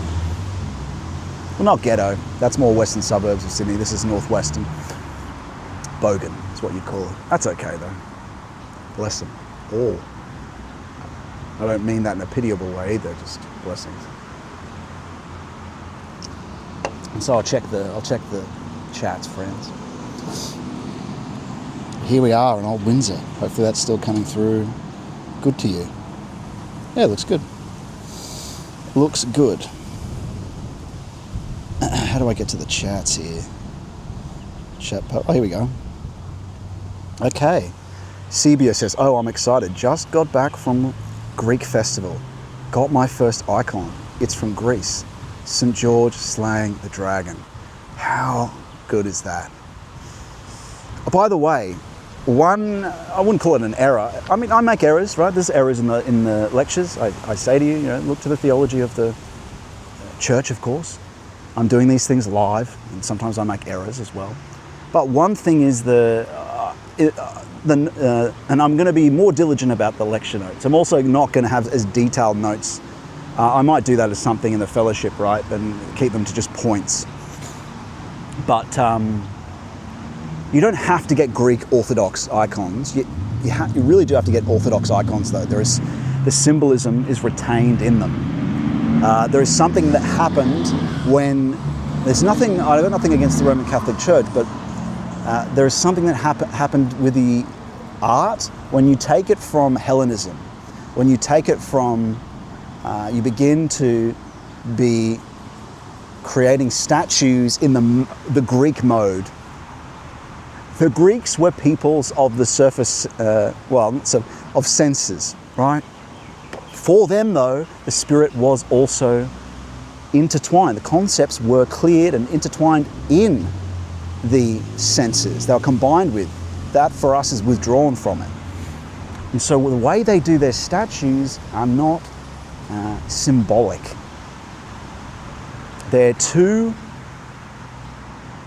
of the flesh. With the symbolism of Orthodox icons, so what I'm trying to say basically is that you could be Greek or Russian or Greek are the largest, so it's fine to get either one of those, right? But you'll notice just there's a type of icon in the mode of its articulation is it's not making it identical to how things look to us. The Greeks, the way they do statues, I mean, it looks like, I mean, they are wonderful art, but it is of too much like a film. When we like this live stream, it's a recapitulation of what the surface sense shows, right? And so in Greek Orthodox icons, and you know, Catholics should get these too. In fact, you see the most, I think Catholics are catching on. They use these icons, the earlier icons.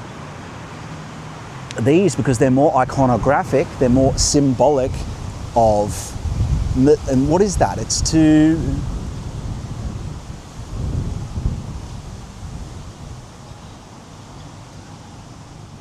not lock a thing into its particular too much. To have some leeway, like an iconographic, like a cartoon in a sense does, where the mind can not fill in the gaps, but it can attend the icon and it can mediate something higher than itself without becoming a idol. Because it's more symbolic, it's not a bit less specific in its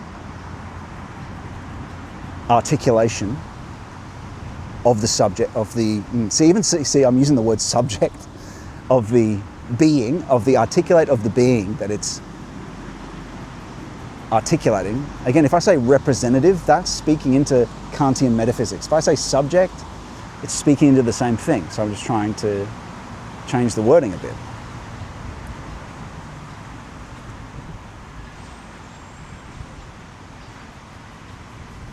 So it can be a mediatory being, a mediatory, I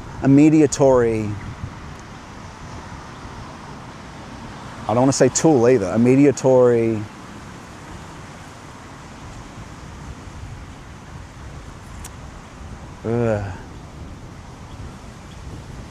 way that can open up, help open up and reveal the being that's actually behind it, because not get in the way. Whereas the other icons get in the way, they become an idol. And they were idols. The Greeks, the gods slowly died for them, and the statues were said to be the god presencing, right?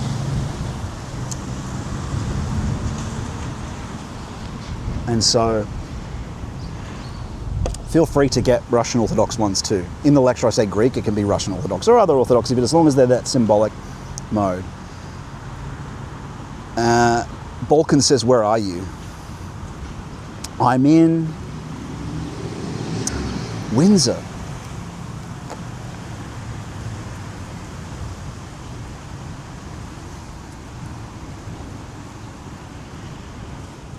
This is, like we talked about earlier, it'll go back in the earlier part of the stream.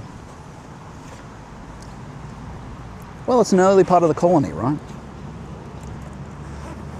And it, well, like I say, every place we go to, it does speak to,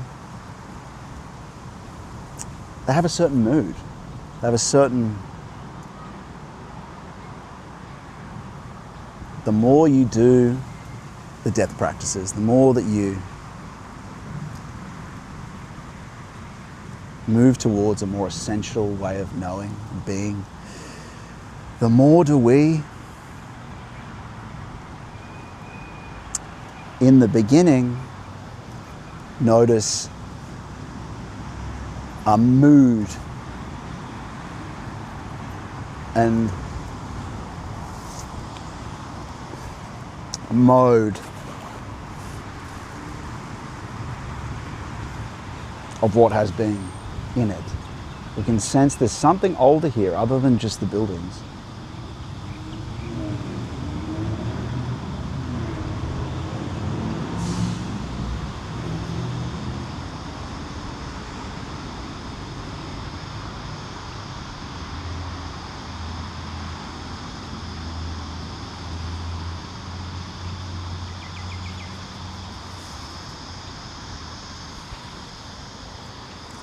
All right, everyone, we'll be back in a moment. I just want to go relocate somewhere else. The stream, I'm just going to put it on be right back mode, or else the stream's going to be a bit disturbed.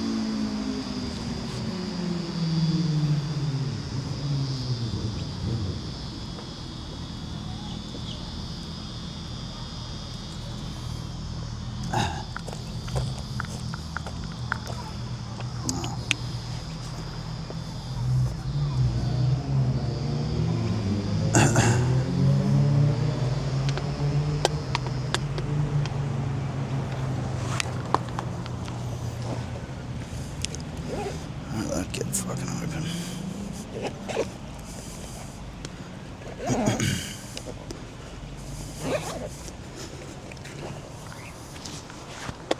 All right.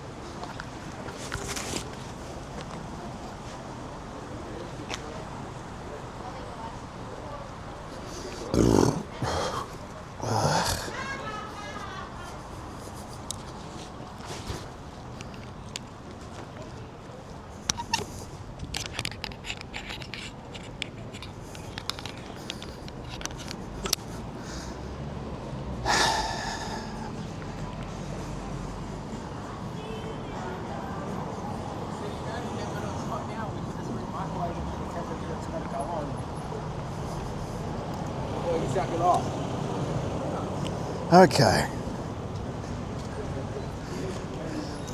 Well, we should be back now. We're gonna just continue our walk. It would have been, I think it was still there the whole time. We just would have had some people who would have disturbed the stream that we had to walk away from. So we might as well take this as an opportunity of walking through a bit of Windsor. There's some old buildings here that we can take a look at as we walk down the main strip, go through some markets. But what were we talking about? Oh, icons. Yeah, icons. Mediation, not becoming idols. There's a tendency in a more, like I said, in the Hellenistic classical style of statues, of becoming idols. Symbols are a bit more open, and because they carry metaphysical truths in them, in their painting and what they show. We looked at the Wedding at Cana icon last time, and that was a wonderful revealing of what the marriage of the Wedding at Cana is. That he's the true vine, that vine reaching in. But there was this crystalline structure above it in that wonderful Orthodox icon. Like a root, a red root, reaching into a golden pillar that was between a rigid structure that reached out from where the building was, across and then over. And then a golden pillar holding it up. And so what is that? What's happening with that? It's the reaching from the past to the present and into the future. And what we were interpreting there is the first wine, this first thought, feeling and will that needs to be sacrificed to Christ. Well, it's a projection from the past into a fake future. And how wonderful is the icon that it shows, these red roots, this second wine. He is the vine from the eternal, reaching towards this pillar we saw. Wonderful, wonderful symbolism.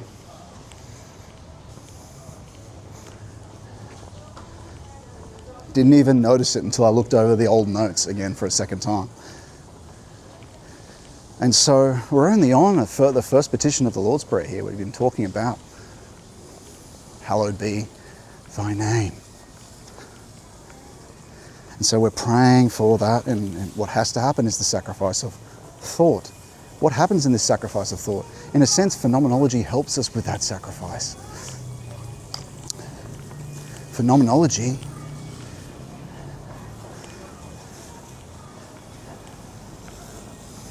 in a small way. The rest is about depth prayer, is about praying for it. Pray. I pray daily for the sacrifice of the intellect, purification, illumination, union. Right? You've got to pray for these things, ask for them. And that relates to a later petition of the Lord's Prayer as well,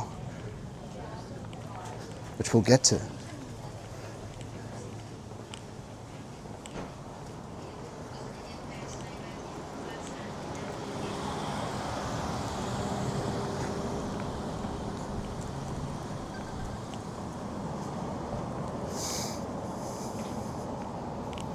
The sacrifice of thought. I know nothing, Lord, but through you I can know. And in a sense, what we're talking about there is that we fully have faith that we can encounter the Christ from the unconscious by not taking for granted the experience that's granted to us, by not interpreting what we see as a fact of our experience as the presencing to us visually, right? Visually, all the senses that are available to you, what shows itself to us? What's showing to us? What's available? What's given to experience? What's here?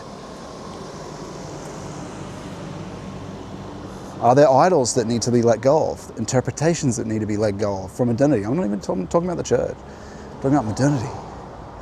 These things get in there. Then, the practical. Here's a church, the Uniting Church. Yeah, this is probably the loosest of them, I think, the old Uniting Church. I think another church in Windsor is a bar now.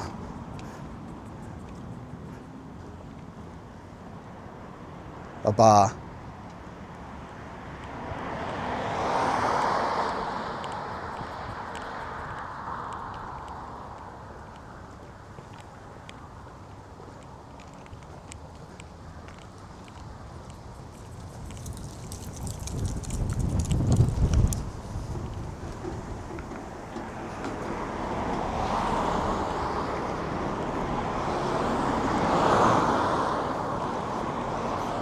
So the second petition of the Lord's Prayer. Your will be done.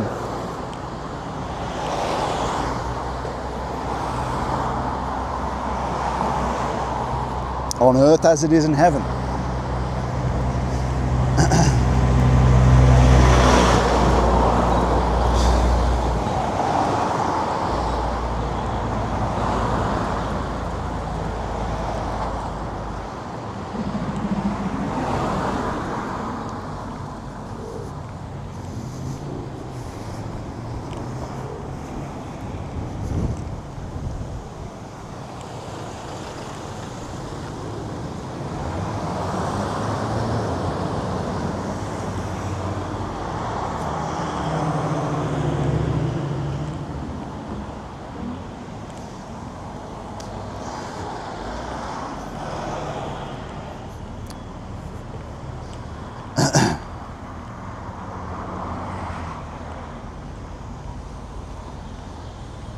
I mean, what justifies that?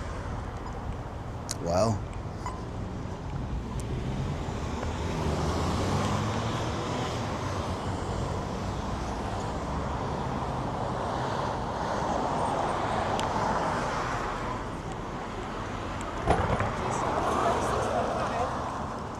and then she ends up leaving.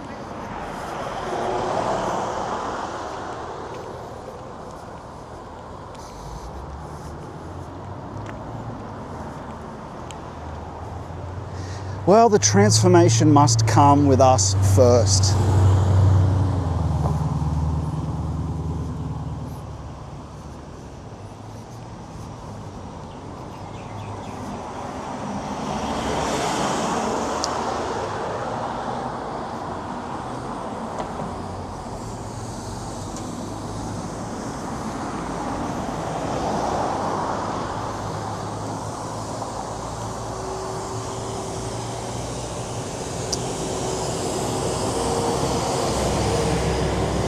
Or rather, the second petition is the kingdom come.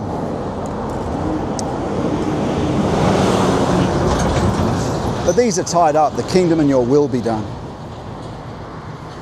It's calling for a sacrifice of the will.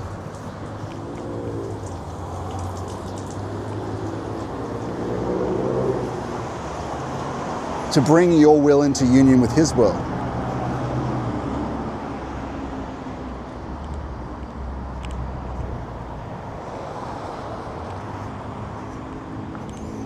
But what has to happen first for the kingdom to come? It's for the kingdom to come here first for us. Before that petition can be granted for everyone, for him to enter for everyone, to fundamentally transform the world. It has to be with each person first, by sacrificing their desires. Again, how do you do that? You're doing it through withdrawal. You're doing it through poverty, obedience, chastity. Again, these are words. What are they connected to? Well, it's fundamentally connected to the practice, concentration without effort in prayer. That is a withdrawal. Your will is tied up like tendrils into the things of the world that you desire. We're letting go of that because it's tied us into a projected sort of dead future based on those goals. Tied us in.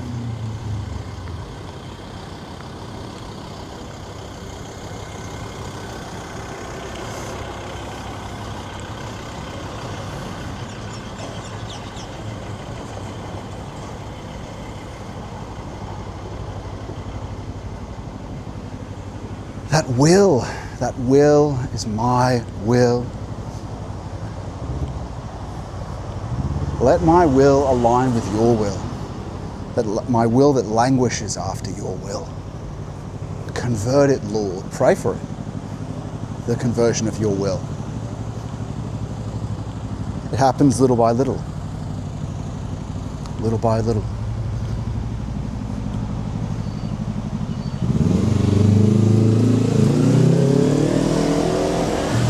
You also have to let go of the goals. You see a lot of people that jump straight into this mode of fighting. I'm going to jump into the fighting apologetics, whatever it may be. You're sort of splicing up will to power in that. Probably too early. Because don't you want to first know divine will? Don't you want to be first confident that you can discern what he's saying, can discern what you're supposed to do?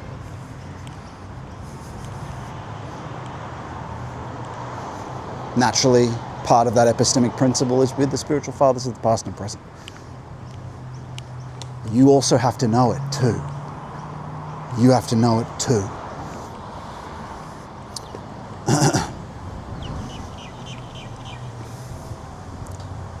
I think there's an observatory down here that we can probably have a look at.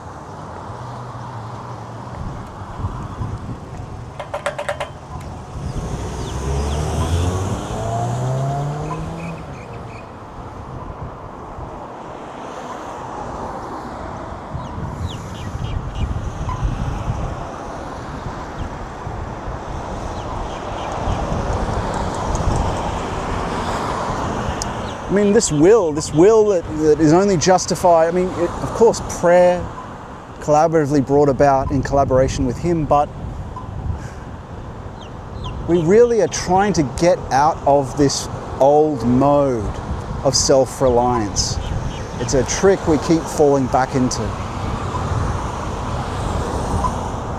We do it all the time. This is tied up with this making stones into bread. How much of our calculative mode, how much of our action is actually stones into bread? Well, how do we know that? How do we not do that? Because what is the stones into bread?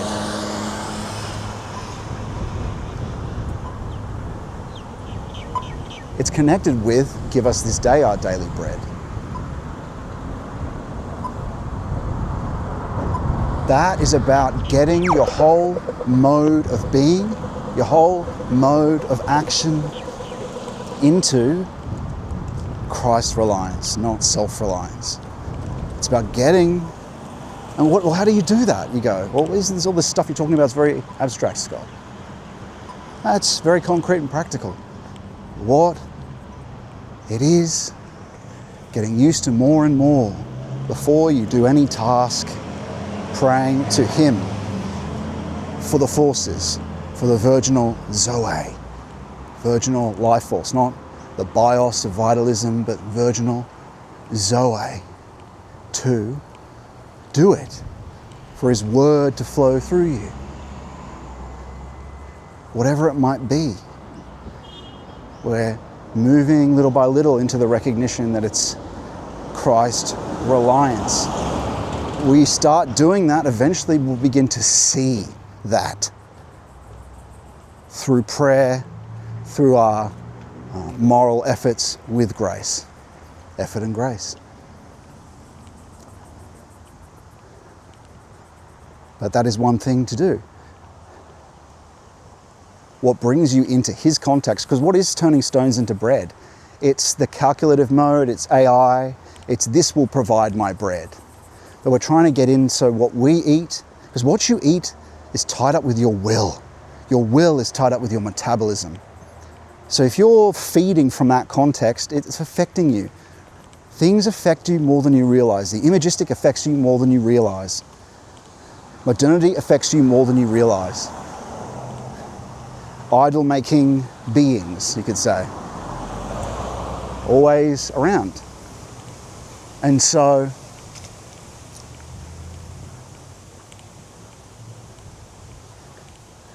more and more, little by little, into that mode.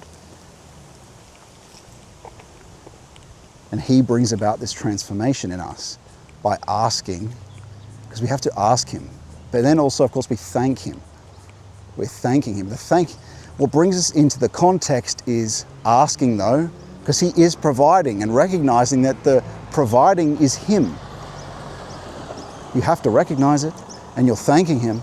The thanking doesn't do it. That's a part of your relationship with Him. But recognizing that what is being provided in events is Him.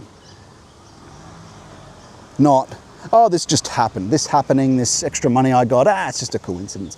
You were praying for it. You asked for it. Help in this, whatever it may be, in His time, but it comes from Him. And that brings you into, because what is telos, purpose? The church is a purpose. It's an overarching context, purposive context. But the only way into it properly, and you can sanctify things, right? The Lord takes things, resurrects them, takes them out of their contexts, and He uses them how He wants, of course, right? These things, these moves of the devil, He'll take something that's corrupted and resurrected. That's us, me, you and I. He'll take us and resurrect us and then put us to good use, bring us back to the good.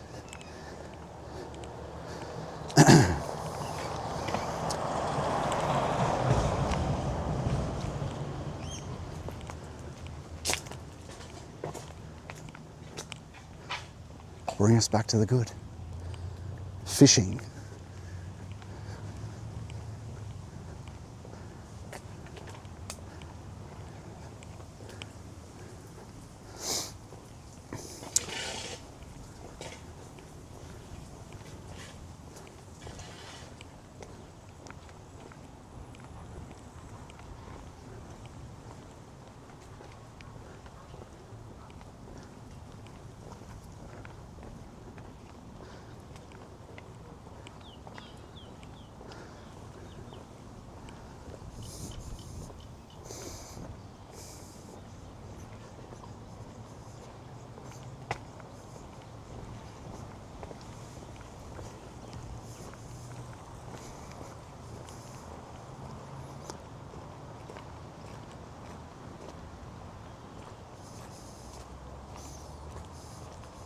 And those 4 last petitions are tied up with, actually, the 3 temptations of the Christ.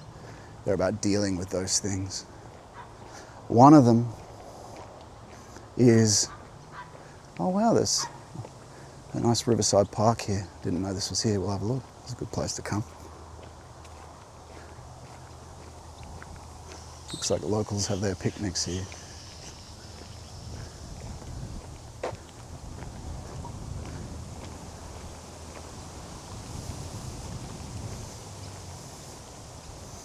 You know, earlier we were talking about the cooperative and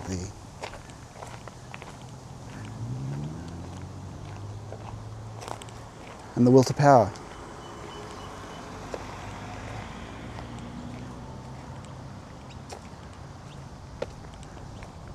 A lot of it is about escaping. These last 4 petitions are about that. Getting towards the cooperative context, right? The love. And one of that is in who you ask for your bread. You're asking for your bread in simple actions that we undertake. We worship things without realizing them. You know, certain political actors who are, you know, traditionalists, Christians, unfortunately, probably at times worship too much the will to power through their actions and what they're loving. It's difficult to recognize these things. We're all sinners. But oh, this is quite nice here. I like it. I like it.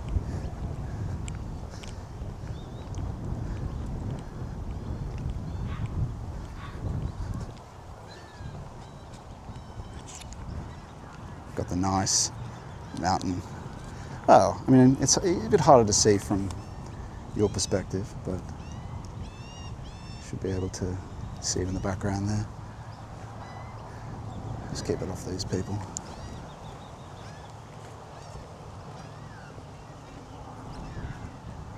Ooh, looks like there's a storm blowing in. I'll just shut it.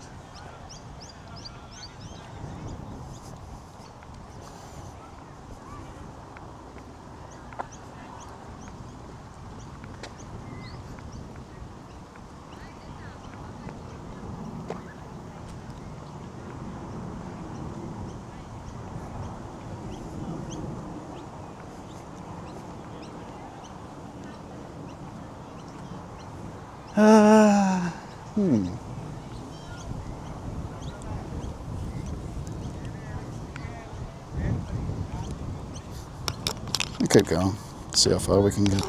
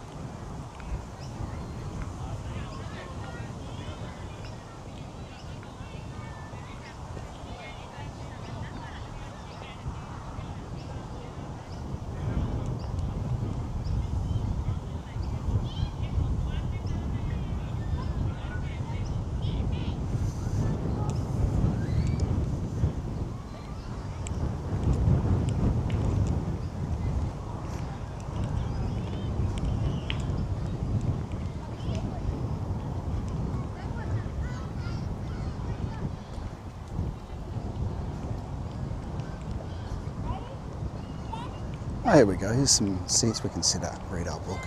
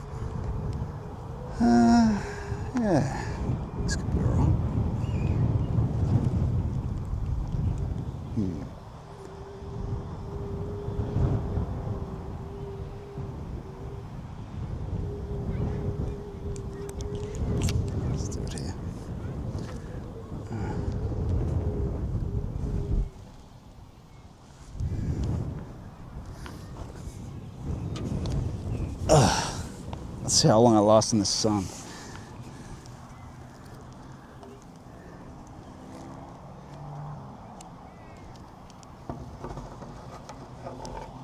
Okay. All right. That's pretty nice. Happy with that. Finally.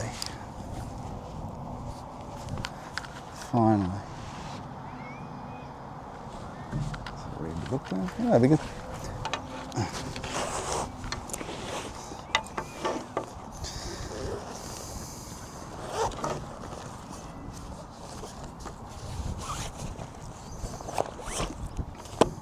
We're continuing our reading of Rudolf Steiner.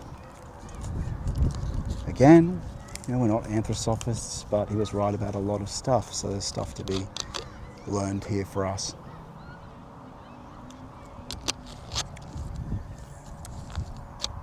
When in doubt, look to theology. But in terms of the depth life, phenomenology, he was definitely, you can't deny that, as Valentin Tomberg talks about. You can't deny the depth experience he had, and then can't deny the elegance of the angelology that he talks about. Can't deny that. There's some people enjoying their boat ride. You probably saw that as it came up. Finally some peace, right? Not. Sometimes we have that. We have people that want to, they see you got a camera and they want to make some noise. But we're good now. All right.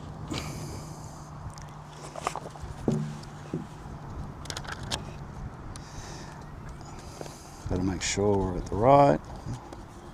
So this is called guidelines. These are leading thoughts. He's trying to, from his experience of the depth life, inspire others to do the same thing. Again, we're not anthroposophists or anything like that, but there's a lot of truth about the depth of Christian experience in what he's saying. Anyway, we're going to go on. So,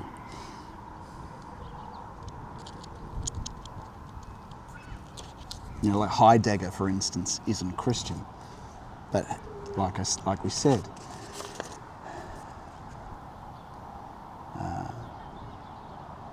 John Paul II was a fan.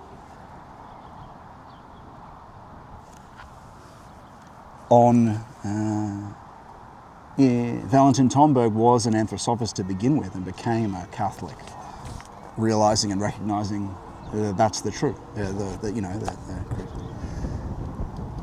The tradition is the truth. Well, that's what he states about it. And his book, Meditations on the Tarot, which is one of the books that we look to, was on John Paul II's desk. There's a photo of it. Make of that what you will. You can read Sebastian Morello's. He's another Catholic. He makes a good defense of it too.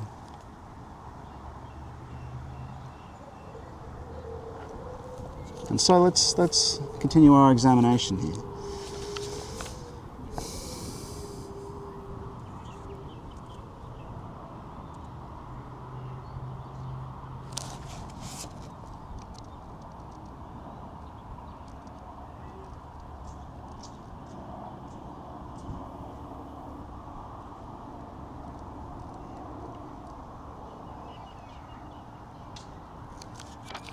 And so he says here, depth knowing, or the spiritual knowing, describes, and what we're talking about here is simply mysticism, or the experience of, or the experience you could say of Christ living and acting in me. There's more I than I myself am. Quoting Augustine.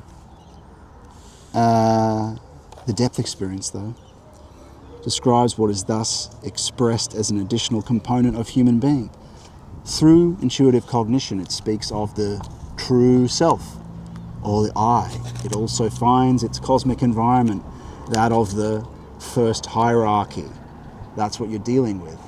The archangels, the angeloi, the archai. These are, as St. Bonaventura talks about, the angels are dealt with in study. They're wrapped up in language, as we talked about last week.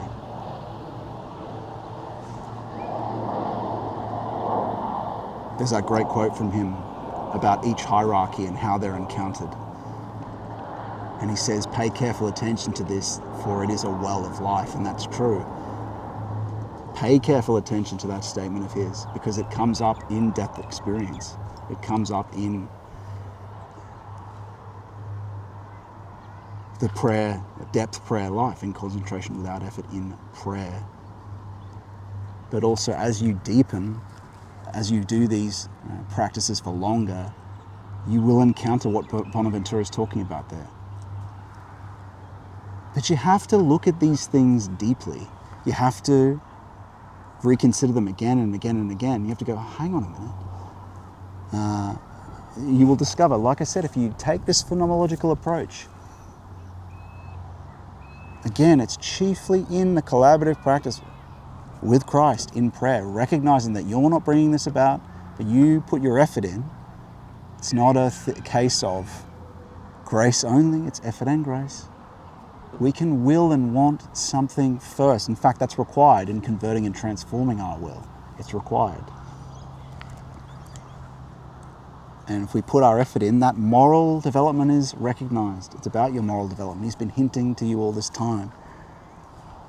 And part of the practice of poverty is temptation. You face temptation every morning in this practice. And it's thinking no to it and going back to your concentration and your Jesus prayer. That deepening is allowed. It's the rejection of that. And the model of that is in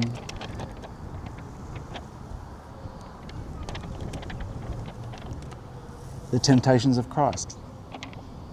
You'll face they're archetypes of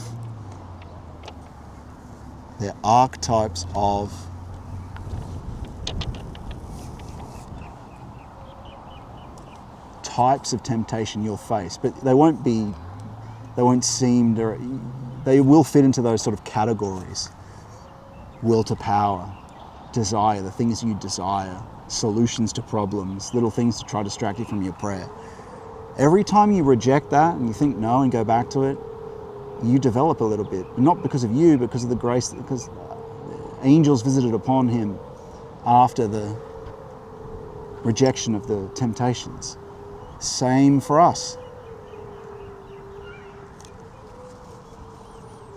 And it's through that development that we actually slowly encounter him as a fact of experience. All these things are tied up together. It's difficult, the depth life, but it's possible.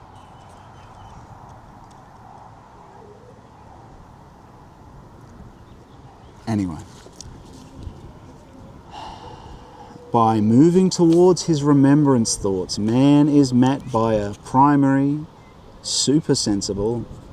Again, the word supersensible, these words have become sort of passés or whatever, just the transcending the five senses, transcendent component of his own vital being, vital force, vital unconscious, by grasping himself as a speaker, his psychological being or body comes to meet him. By moving towards his remembrance thoughts, man is met by a primary transcendent component, memory. Remember, we often talk about that. The memory. Developing the memory and recall can help us and lead to us being remembered.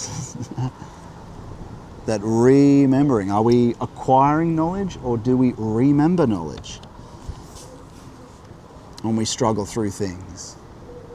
When we read theology, when we read the tradition, is it like a battery? Is it, are we just acquiring it? Or does it disclose from somewhere else? Does it disclose something? And what I mean by disclose, I mean, is it disclosing being? You know what I'm saying? Is it being remembered from somewhere else? It's not something that's in the actual proposition, enclosed, like a battery, it's something that points out and discloses a being that's beyond me. And there's a bit of Plato in that, is that I remember something beyond me. And theology, of course, these, like we were talking about earlier, icons to be remembered by God.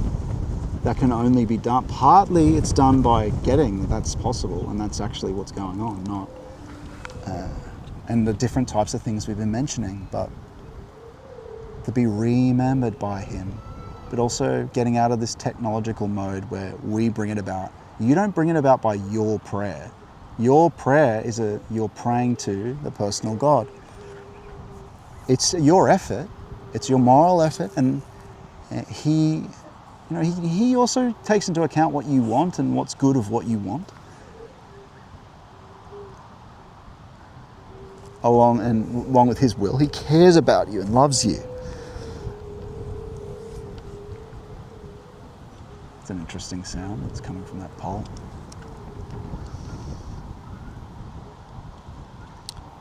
And so this depth of remembrance in modern surface life, which we're still captured by in many ways, constantly threatened by,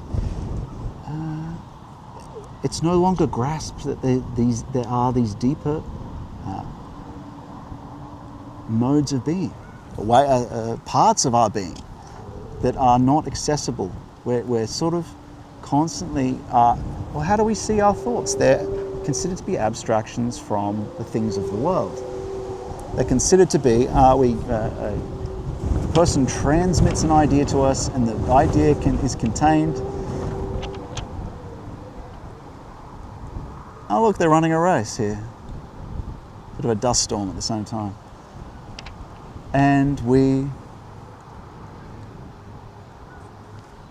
shouldn't knock over, I don't think. It's have to be pretty heavy to knock the camera over.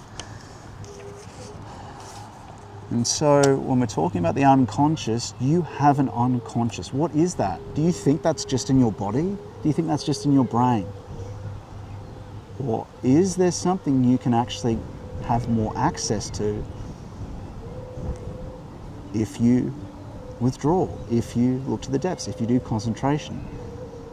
Even people like Jung discovered this, right? But the saints have always known this. That's what they're doing. That's what watchfulness is. Concentration, among other things, it's being in a state of watchful.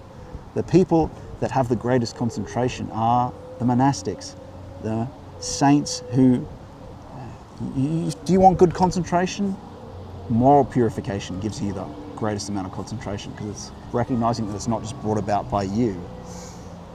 Different mode. We might get rained on here. But it's quite beautiful, it's quite epic, the cloud. What does it look like? Can you see the gathering storm? Friends, tell me, friend, and did Solomon the wise abandon reason for madness? You can see it, But maybe we could go back a bit there. Yeah, you can see it.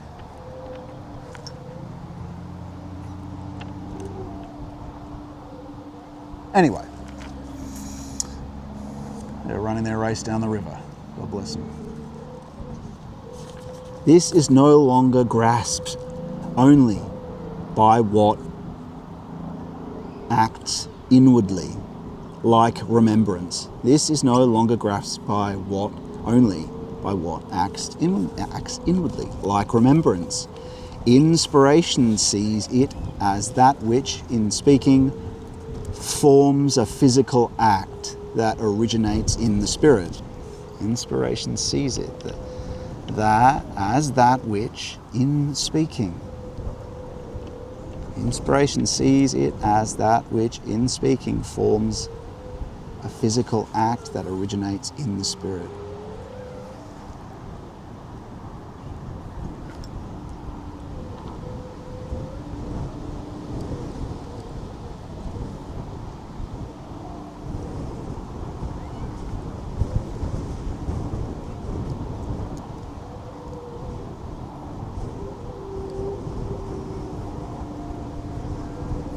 Earlier in this reading, Steiner was talking about how our logos, our speaking, actually is another being that's connected with us, right? In a sense, you can consider it like a kind of angeloi. We share it collectively with each other.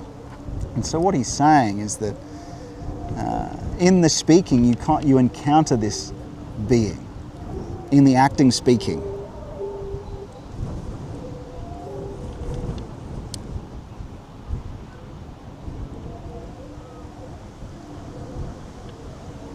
speech, inspiration sees it as that which in speaking forms a physical act that originates in the spirit. Speech is a physical process. Fundamentally, it is a function from the realm of the second hierarchy, which would be the exousiai, thrones, the powers, the thrones. In the whole man, let's just keep reading, we'll maybe get a better sense of what he means. In the whole man, in motion, a more intensive physical action is present than in speaking. In the whole man, in motion, a more intensive physical action is present than in speaking. It is not something which is formed. It is not something which is formed. It is the whole person in the action. Here, the first hierarchy is active in the formation of the active, physical human being. Oh, we can't really put that to the test, can we? But you can say what he's talking about when you connect it with everything else he talks about. It forms an elegant phenomenology of the angeloi. It is internally consistent when you take the particular lectures he's talking about. But I mean, how do you assess it with your own experience, right? How do you assess? You can only assess it logically unless you eventually can interact with these things. And like we talked about earlier, the very beginnings of what he's talking about are in what St. Bonaventura is talking about. You're interacting with them in these different things, and that's connected with what he's saying here. You'll find what St. Bonaventura is saying actually aligns with what Steiner here is saying about what's active and in what action. In fact, I think he even says that. It aligns, I think, with that. I'd have to look at it and compare it, but I don't have time here. We're just reading, so working out as best we can. So here, the first hierarchy is active in the formation of the active physical human being. In this way, true self-knowledge can be practiced. One does not grasp his own self alone in this way, however. Gradually, he grasps his component members, his physical body, his vital body, or vital unconscious, his psychological unconscious, also the self. And in grasping these elements, I mean, you see, Steiner sees what he's doing as a continuation of what? Because you say, well, what's he talking about?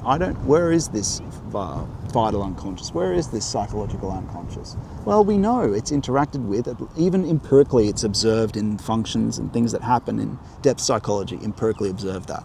If we're looking for justification for what we're talking about. We do have some justification in dreams.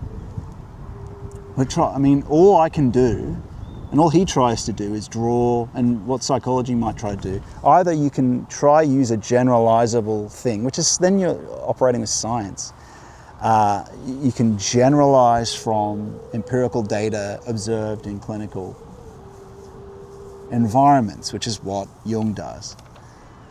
Or we can alternatively draw analogies from experience you are familiar with in your normal surface sense life. You are familiar with dreams. There's something going on. Where is that? Where is memory? Is it just in your biology? Is it just an epiphenomena, or is it tied up with spiritual phenomena as well? Or is it closer to the spirit, let's say? Well, in dream analysis, you get a sense of things being communicated.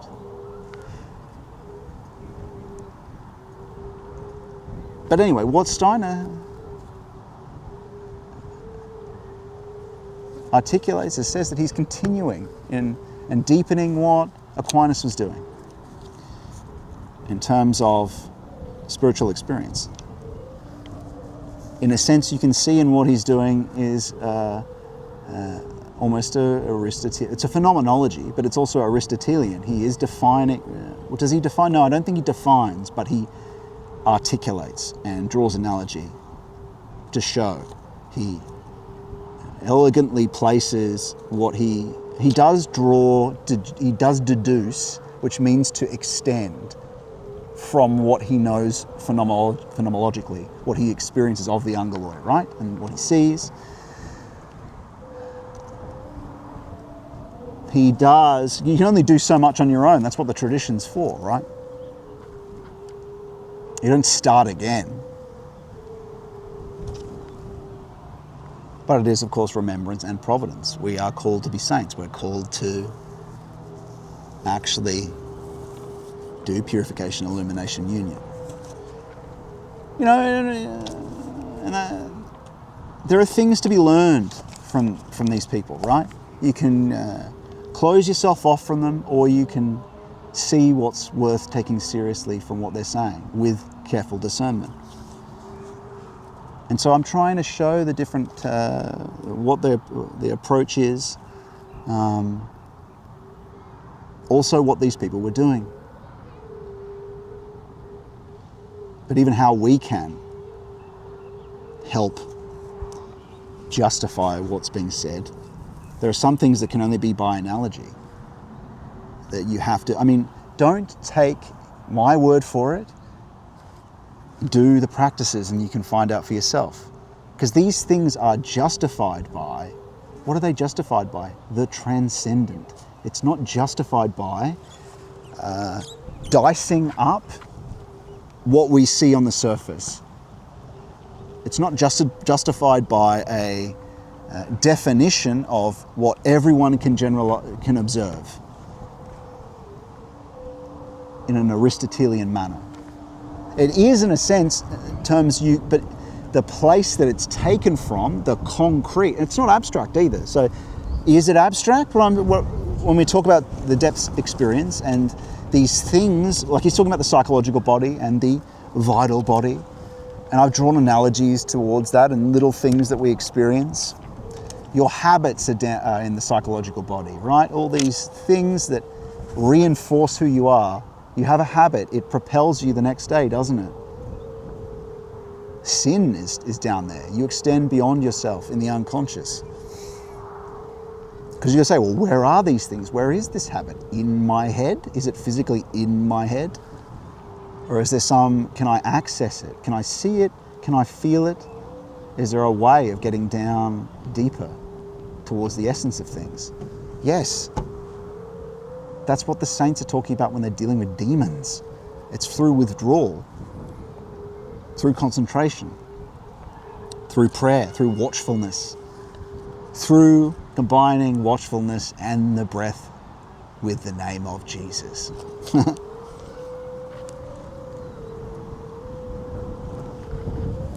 And so they're justified by a realm that not everyone has experience from. Because you have to purify yourself, and then it's disclosed.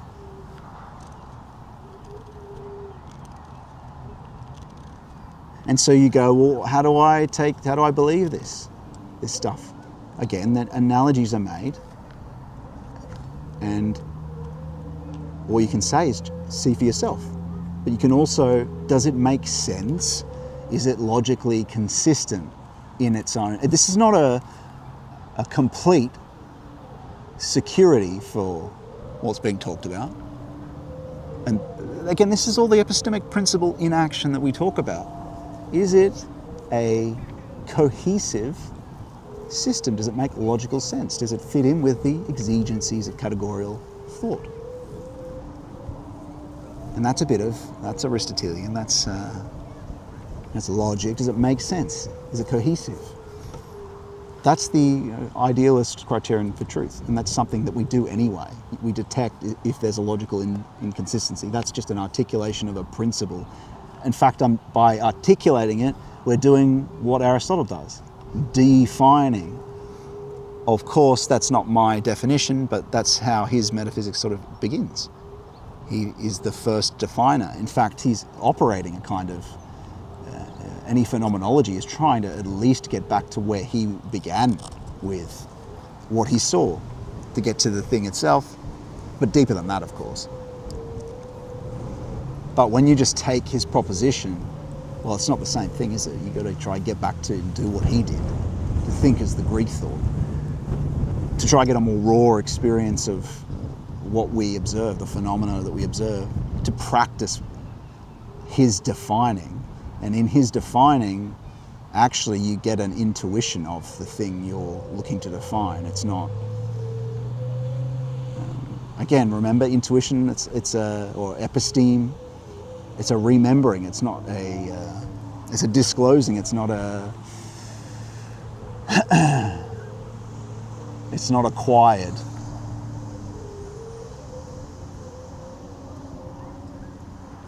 And so, yeah, there are certain signs. Part of that is, does it align with revelation that's in the tradition?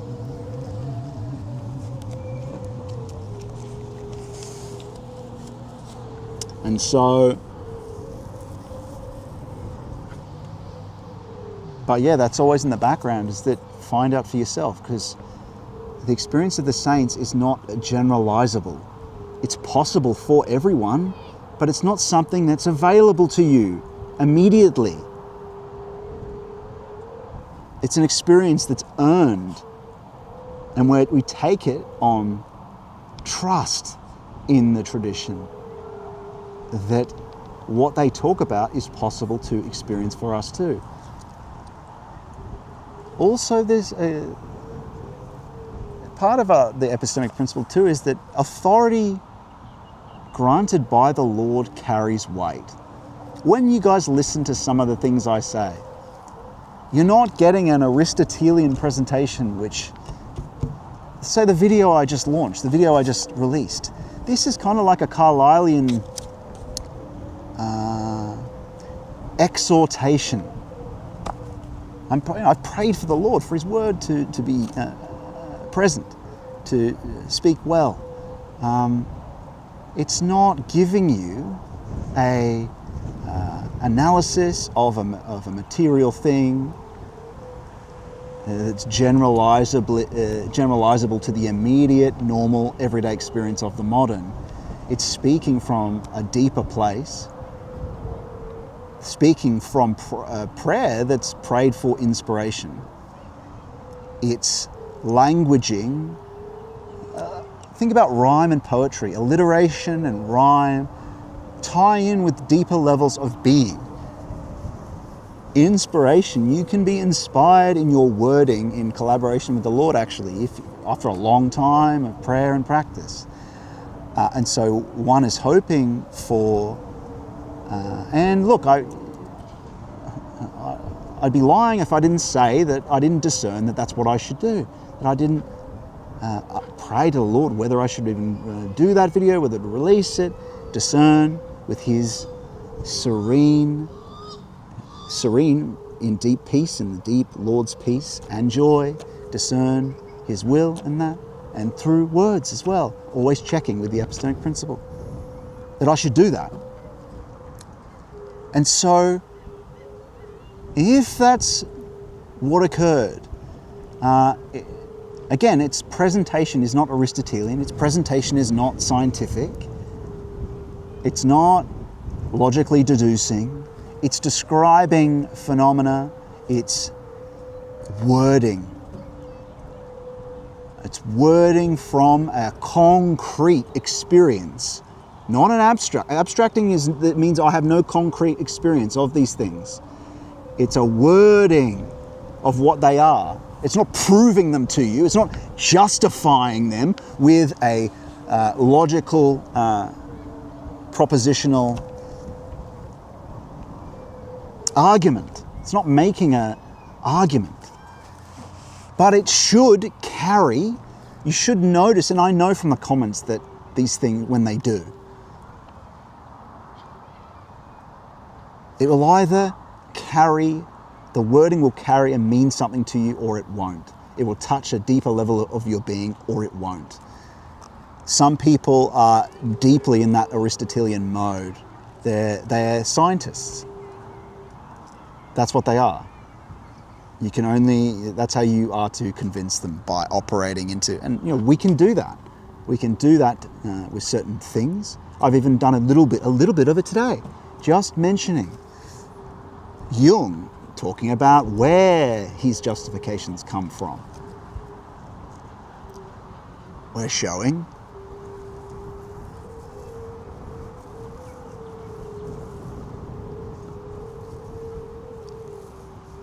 so you can also, I mean, when we quote the Bible, when we quote saints, we're appealing to their authority.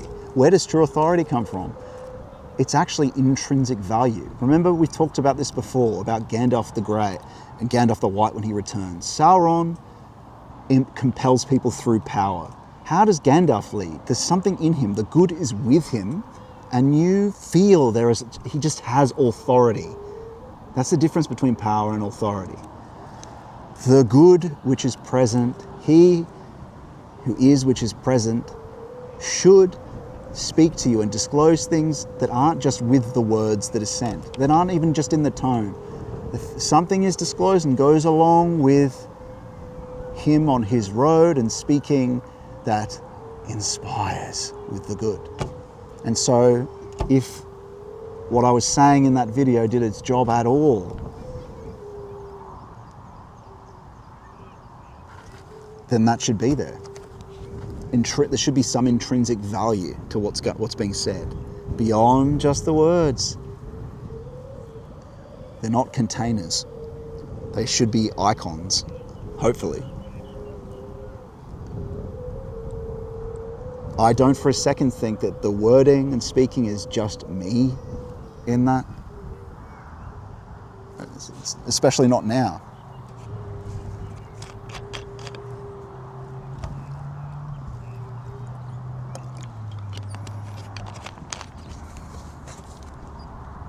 I mean, do we believe it? Do we really believe the spirit comes along with people? Or do we just think it's emotion? Do we just think it's tone? I certainly, you know, you have to deepen to see this way, but it can still affect you. The emotive is often where you notice these things though, but that is the sacred heart, right? But it's different than you purify your you go through a process of purifying your feeling.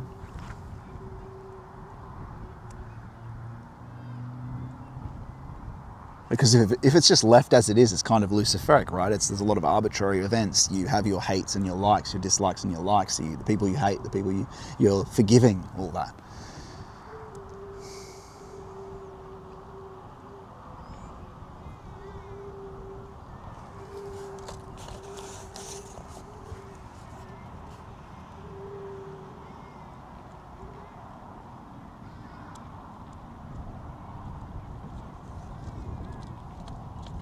So as he says here, gradually you grasp these deeper levels of being.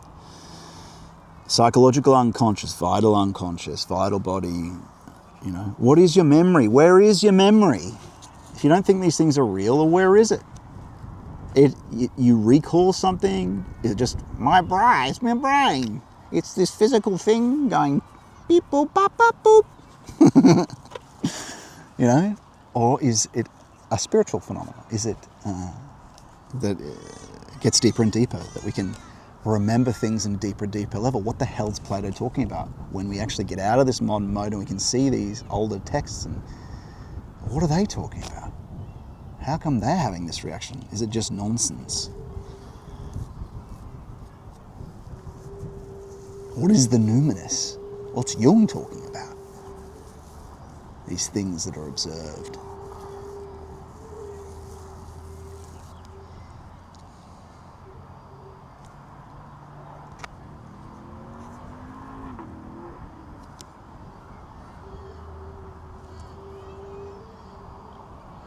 Our anchor is revelation. Our anchor is remembrance and the tradition. Because you look at people like David Icke, you can very easily be uprooted with a kind of Gnostic thinking. No, the creation and its truth is revealed through the word. And the epistemic principle, of course, takes that into clear account. But we have to be courageous. I've said this many times, and face the unconscious.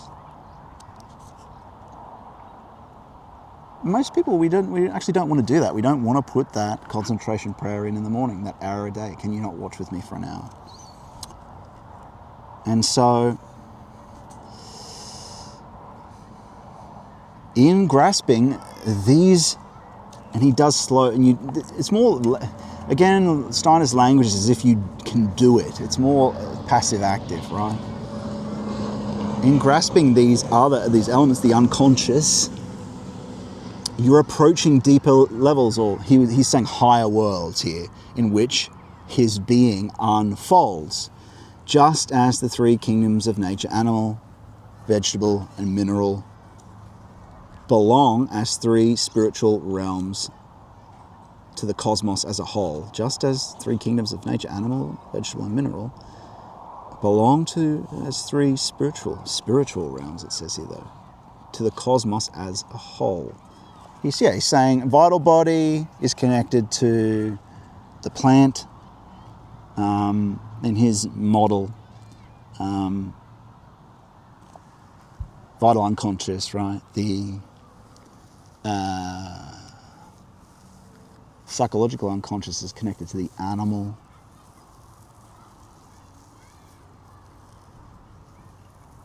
And our physicality, physical body is connected to the mineral.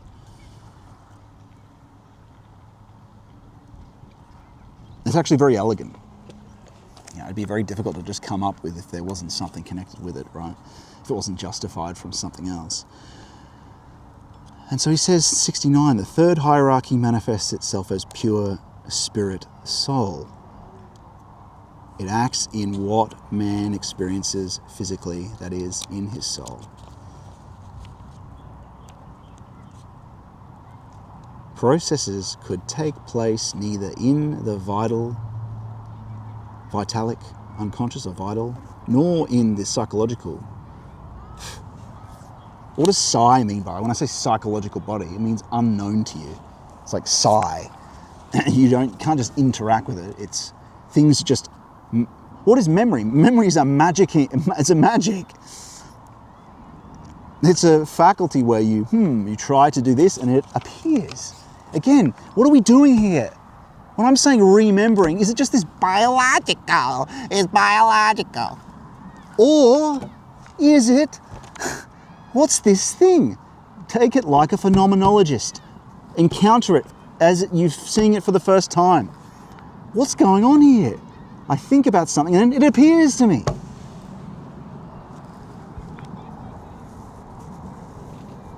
We're just operating in our normal day and image appears to me. Or I try to recall it and it's something that, it's a searching and then an appearance. Don't think of it as a memory. How do you know, right?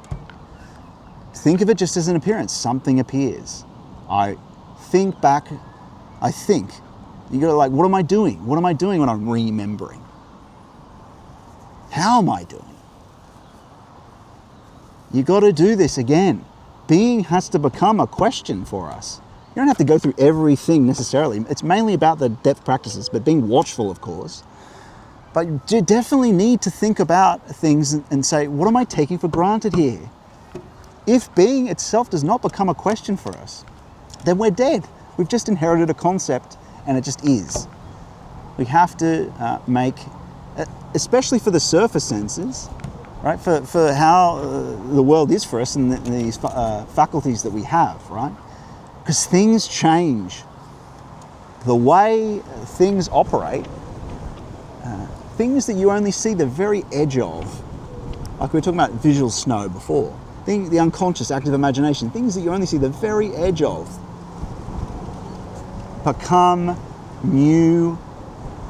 You can't exactly call them faculties because it's always with the Lord, but become new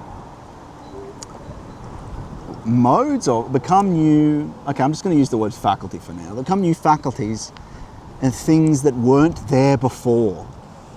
The encounter with Christ is something that wasn't there to normal experience, right? He isn't there. What's he talking about? What is St. Paul talking about when he says it's not I who lives, that Christ who lives and acts in me? He's not he's not being metaphorical. For him it was his experience in Damascus. It was granted to him, just a pure granting. But we can come to this through effort and grace.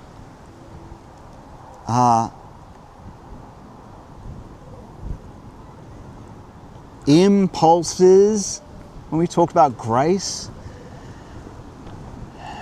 just as talking about a bit of phenomenology of grace, is that you have an impulse to do something coming from somewhere to push along.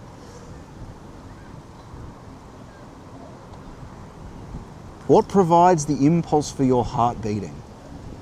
Right? More and more, I mean, this is life. Is life just, is it just the consuming of chemicals and that's what fuels this life? Is it a chemical reaction, or actually is there something else that provides the heartbeat? Is it connected to a deeper spiritual element, this life? And of course we say yes. I mean, as we go through this process though, what is connected with that heartbeat, that rhythmic system is, well, it's also arbitrary, and that's what the purification process is about. And so ultimately the force is of course provided by God, ultimately, that first wine, right? But the second wine, what does that mean? It means that Christ coming and living and acting in you. It means those things become more and more governed by him, his impulse, right? So you're familiar with normal impulses from you, but you know when I've talked about before that he is the future?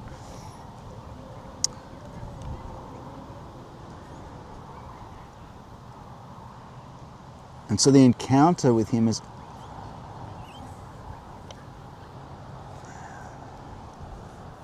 the encounter with the future that you're supposed to be. He's at the end of time. But as a direct fact of experience, talking phenomenologically, what it is, not talking theologically, I'm saying, what does it feel like? Paul's talking about lives and acts in me. So I've got my normal arbitrary impulses. I desire this, I have this push towards do something. I'm getting used to this acting passive-active in my deep prayers. And then suddenly, an impulse, because I'm being passive like Mary, an impulse comes of the good, moves my breathing.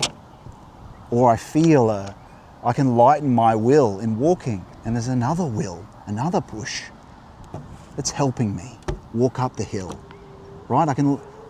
His yoke is easy, remember? And so this is, do you sort of see what I'm saying here? There's a being joins you, impels you when it's towards, and his will when it's towards the good. He joins you. You're familiar in your experience with an impulse, again, often bad, or your own impulses, right? that you can have an impulse from He who is the future if you purify yourself. And it's noticed in that because you've been deeply watchful of your own being,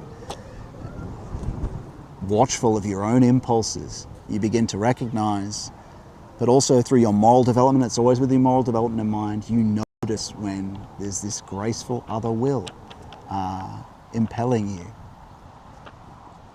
even in the heart. The rhythmic system, right? You have to purify yourself though. And so I'm giving you a sense, without trying not to say too much, because these are the mysteries, right? But what St. Paul's saying is something. Well, grace is not this abstract thing. It's a encounter with Christ. It's your will being in union with His will. And it's not all the time, but we're continuously trying to bring it about more through our deep prayers and all the things we do in Christian life to be granted grace to His glory. And He enters the heart. And I don't want to say any more than that. But I think I've described pretty well there the impulses, right? You're familiar with what an impulse is. And so grace isn't just about, it's a very physical reality. Like it's a noticeable, encounterable phenomenon. And think about it, it's another, oh, is that a wasp? Coward, you coward, run from the wasp. Let me look, make sure it isn't.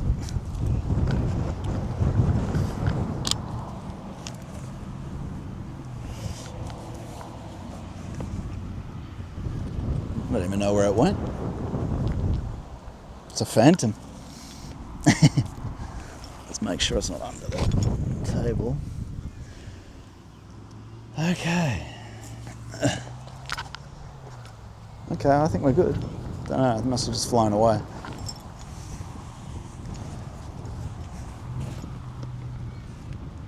Don't see it. Don't see anything. I think we're good. I'm not allergic, so... Though that would sting. Well, I'm kind of glad that we ended up where we did. I'm glad we ended up where we did.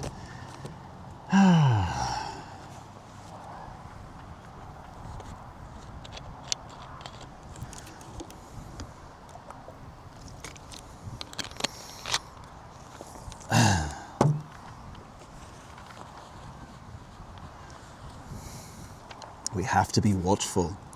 We have to become watchful. Oh, did I really get burnt again? Oh, I did get burnt. Wow. I got really burnt on my leg. That sunscreen I use doesn't work at all. That sucks. Okay, Nivea brand, do not buy. Okay, looking at the comments here. Peaceful by the living waters. Yes, ZZZ says, blessings in the name of Christ. Stephen Mills says, don't speak the act, do the act. Yeah, yes. Be the change you want to see. Yeah, the transformation begins individually. Are we willing to actually? ZZZ says, the wind is proving a special soundtrack. Yeah. And he says, the wind blows wherever it wants, just as you can hear the wind but can't tell where it comes from or where it's going. So you can't explain how people are born of the Spirit. Yeah. And that's, obviously that's connected with the Bible quote as well, right? Amazing, amazing. What John says is the most mystic of them. It's so important for this process. So important for this process. But that's, in a sense, where you're beginning with the grace. I talked to you about impulse. You're becoming really watchful. Again, you have to be doing these practices I'm talking about for like 6 months plus. Moral development, all the stuff we're talking about in that Christian mysticism lecture. And it's noticed very slowly. A daily practice, just being at the gym, right? Having a routine that you do every day Because then you're going to notice, what was the routine? How was I feeling? How's this related to my depth prayers in the morning? How come I'm weaker in will today? How come, what's this extra force I've got? And you'll look at it. You'll be watchful of it after the gym, because you'll think, usually I'm tired after this. What's this? And then you might examine the force. And then you might go, hang on a minute, because you've listened to what I'm saying or read Valentin Tomberg and whatever, the saints. And then you might just, well, what if I just relax my will here in walking up this hill? What if and then suddenly there's this other thing, other impulse, other will that's helping you. Like, why was it easier today, right? But if you don't see, then you can't actually notice a little of where that spirit is coming from. You don't know where, you see what we're saying? You don't know where. But the deeper you go, the more you can begin to be shown where it's coming from. Because the kingdom of heaven is at hand. He's redeemed it, but we have to do what we have to do. Effort and grace. We have to withdraw, play our part. That's what justifies the kingdom of heaven, your kingdom coming. But the kingdom of heaven is at hand. New heaven, new earth, macrocosm redeemed. It's simply that every individual has to go through this process, right? You still have to deal with your individual sin. We still have that primordial fall to deal with. It's the macrocosm, the microcosm. We have to go through and do the work. Worship, prayer.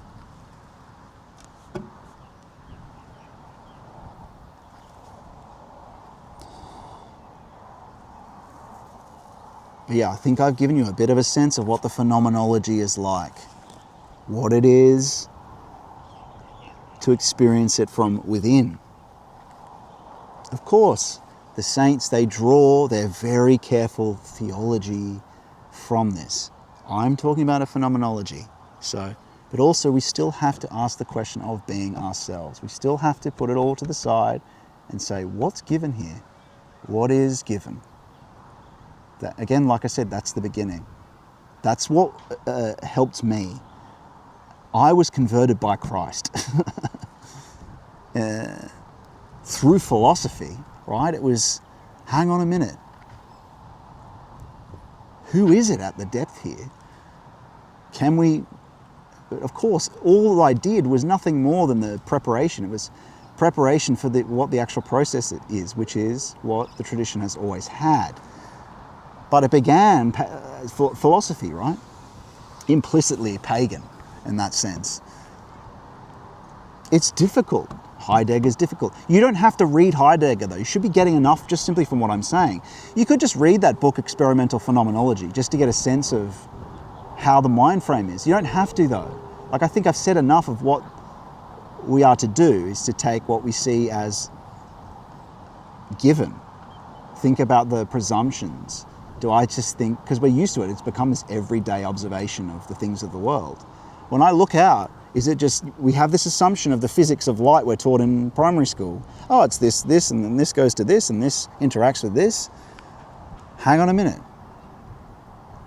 And you learn from looking to the ground of quantum mechanics that all that shit, whilst the observable facts, yes, they're the observable facts of science, but the whole theories they apply, the cosmologies they apply, fall to pieces in the results of quantum mechanics and the paradoxes of the observer affecting the outer world, this divide of us and the world, which the philosophers have already been dealing with for a long time.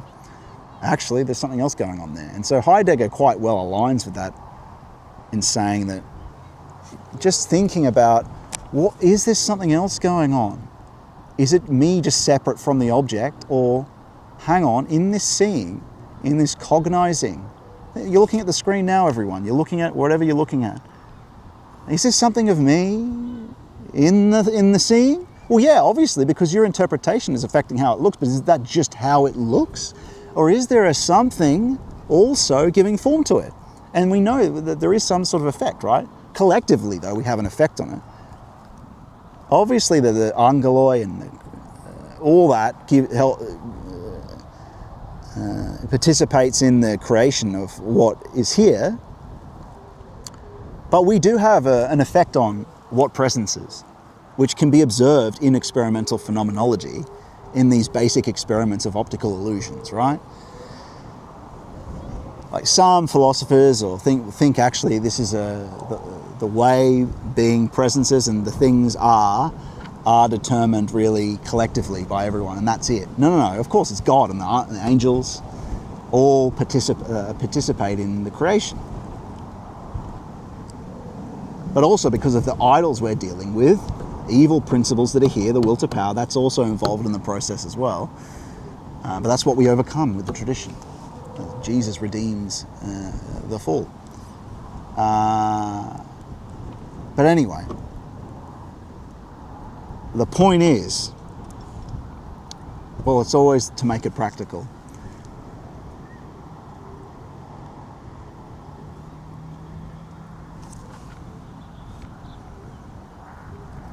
But that's just it's the tradition, it's the practices that are the most important thing.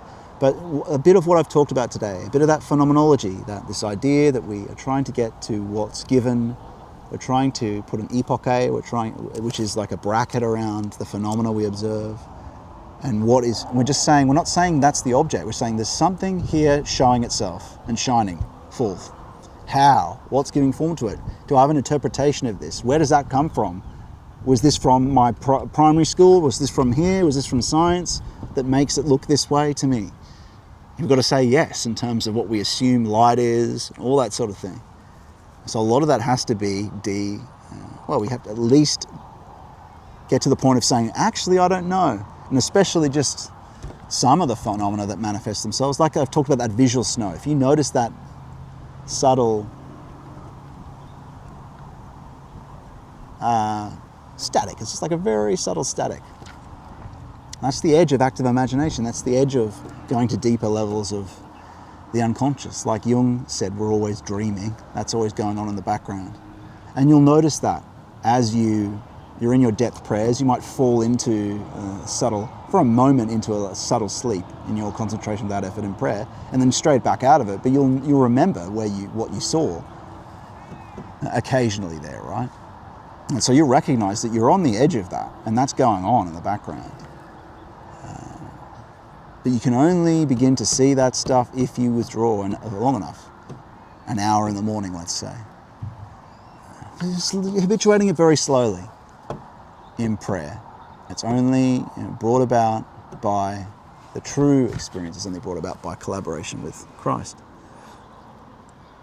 And for many, we've talked about that many times, the kind of things that other Easterners experience. I'm not going to go into that today. We're mainly, you're keeping to the tradition in terms of what grounds us, but we definitely need to use the phenomenological approach to take what's given. Because you're going to see things in the depth of life and experience them, and you're going to go, what is that? Firstly, you don't want to ignore it, because you don't want to ignore Christ's knockings in these different ways. You have to be really watchful of the birds, watchful of the sounds, especially the happenings of natural things like animals, wind. You don't need to be so watchful of what other humans are doing, but certainly with birds. Just as an outward phenomena, just keep your eye on them when the sounds are going off, what you were thinking internally. Again, you got to be doing the practices at the same time, and this is kind of pointless, but watchful of the happenings of the body. What's my heart doing? You're getting more and more noticing little things that pop into your awareness. What thought was I thinking, right?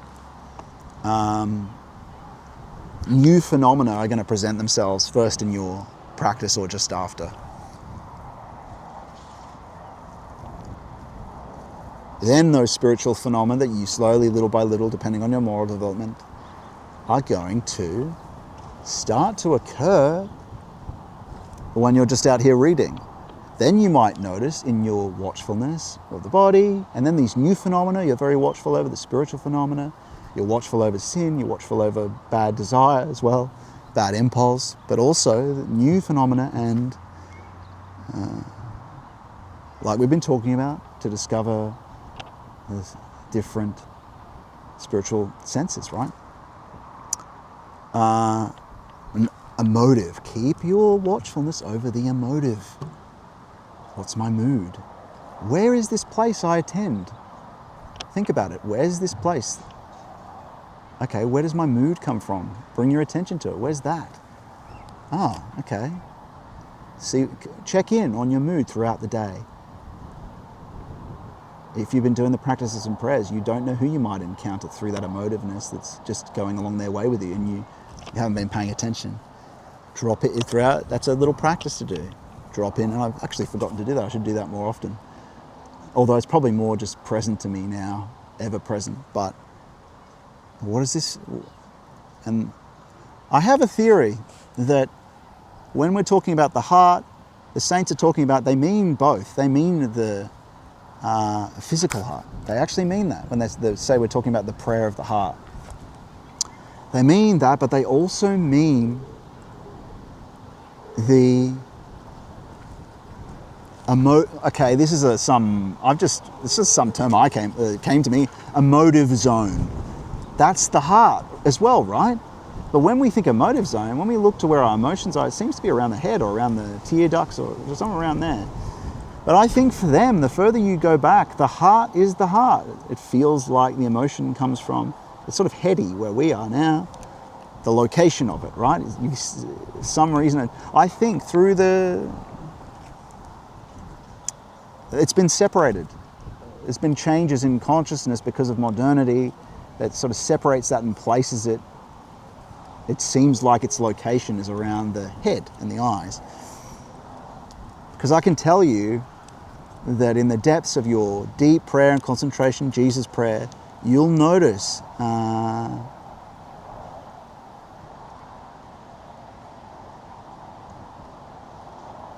I better not. I'm getting an.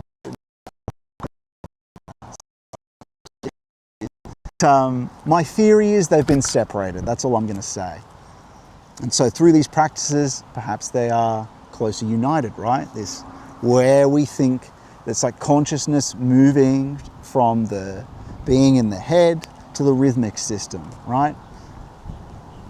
And so the emotive is considered to be in the head, and we feel it there in modernity, but actually as the saints and the ancients experienced it phenomenologically, at least some of the time, well, the heart is the heart, the emotive zone is the heart, where it feels like it comes from.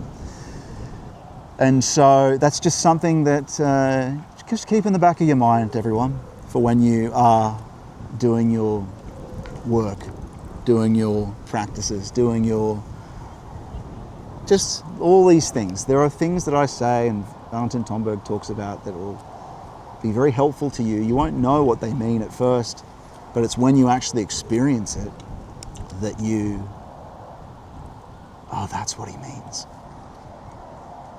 At the same time, you don't want to, there's some things that are for the master to show you.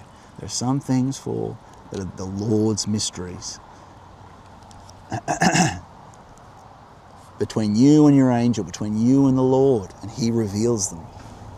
Because you asked the question of being, because you looked to the depths, because you decided to take your development seriously and realize that salvation is effort and grace.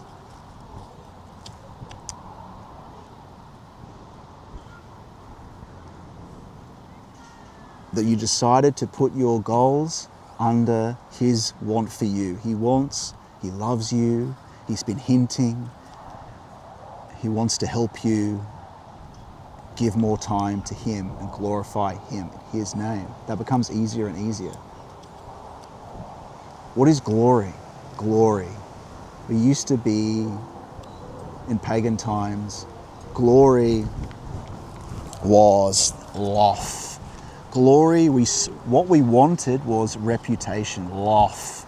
This, in other people's eyes and in our own eyes, to be considered mighty. But isn't that, what is that? Isn't that empty, isn't it? It's like, I saw there's a photo of two supermodels sort of basking in the desire of everyone in the room, drunk on the floor. They want something from you, you're basking in it, it's puffing you up, but at its ground, it's empty, isn't it? Because you want to be wanted, you want to be valued, but where's the value? I want to be valued. I want other people to want me. I want people to consider me high. What am I getting from them though, when they consider me high from this loft? Where's the substance of it? I want to be considered high in my own eyes. Okay. You want to be valuated, but where's the actual encounter with value? We're talking about this is what the pagan idea of glory was. It's an idol. Because what we learn, what true glory is later, is the direct encounter with the source of all value. It's underneath all reputation seeking that's empty at its ground, that just wants to be considered something and valued by something, that actually it's an encounter with the good, is an encounter with the essence of all value, all feeling, all force, all everything, right? That's glory. That's glory. So pagan glory, from wanting to be considered something, value something, which is like a shell, right? It's a motivating impulse, but you achieve it and then it's empty. You get to the top of the hierarchy and there's no impelling force here. It was something you desired, like an Oscar, right? You win the Oscar, it's empty. You buy the big plane and then it's empty after that. It's just another desire, right? It's this endless thing that pigtails off itself with no essence. But this glory that gets revealed is this incountable, intrinsic value who is, again, these are philosophical words, but he is that source.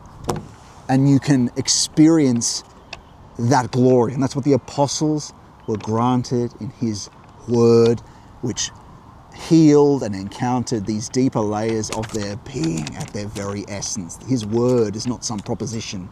It is vibrating through your whole unconscious, all your memory, all your everything that's down there, your habit, your vital forces, rumbling through you. What does Paul say? A little touch of it is in that. What is this?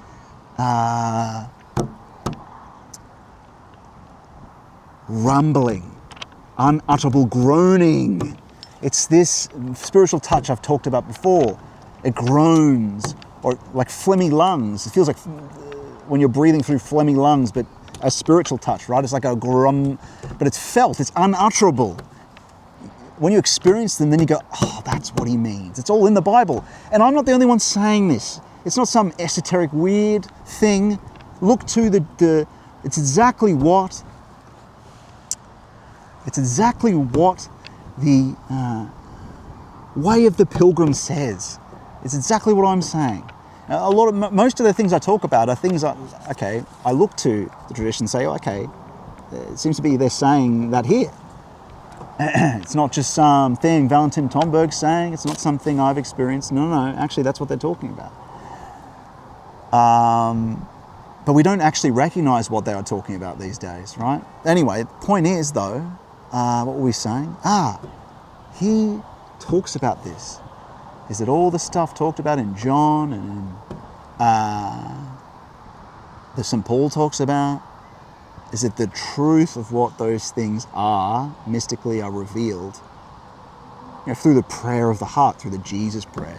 And the prayer of the heart is something that becomes possible also. I haven't talked about that as a practice yet. I will do a lecture on that at some point. But you start with a concentration without effort, and that becomes something. You will eventually experience what, in that depth of prayer and concentration, that subtle aching of the heart eventually. Just being diligent, not expecting, and just keep continuing like the way the Pilgrim talks about. But he talks about it, saying that. That's an Orthodox staple, that book. Talking about the things that are revealed, the knowings that are granted to you in that process. And it's true. All these things will begin to occur to you. Go, that's what they're talking about. And he talks about that precise experience. I can't believe how badly that sunscreen doesn't work. There was a report recently on Australian TV that went through all the different sunscreens and showed that they weren't SPF this or that. It's bullshit, complete bullshit. Fucking people. Excuse my language. But, yeah. Better check these chats again, eh?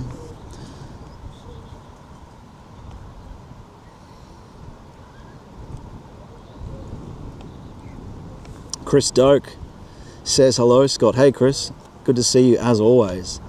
ZZ says, the life is in the blood, flowing in and out of the heart. Yeah, it is.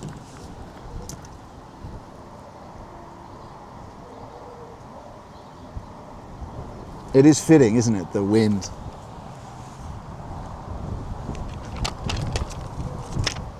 I'm glad we continued and found a spot because there's been a lot of good stuff said. Well, I don't know. You guys be the judge. I have to say, it's been an interesting 6 months doing these live streams as a practice, even to, even simply articulating on the fly. It's something I wanted to get used to. Even seeing where we get led. And you're dealing with things that are, it's live,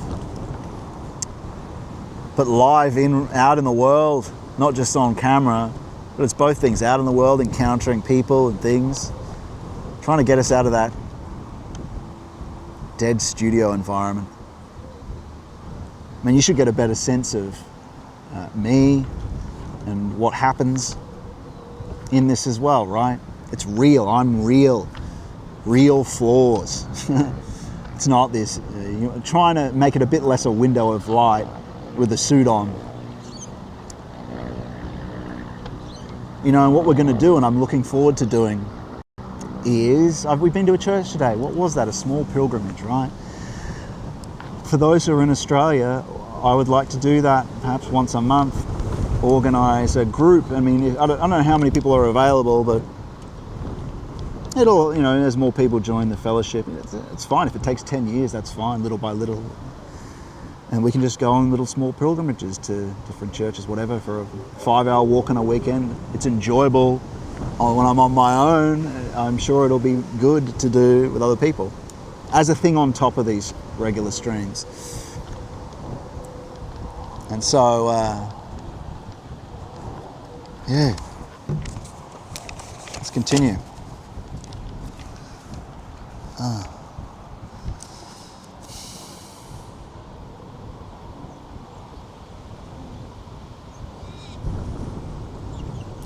So he's saying the third hierarchy manifests itself in the pure soul or spirit soul. He says it acts in what man experiences psychically, that is, in his soul. And you could say what he means by psychically, it's psychological, meaning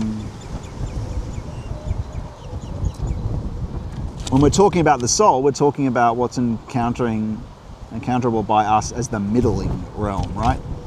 It's not a...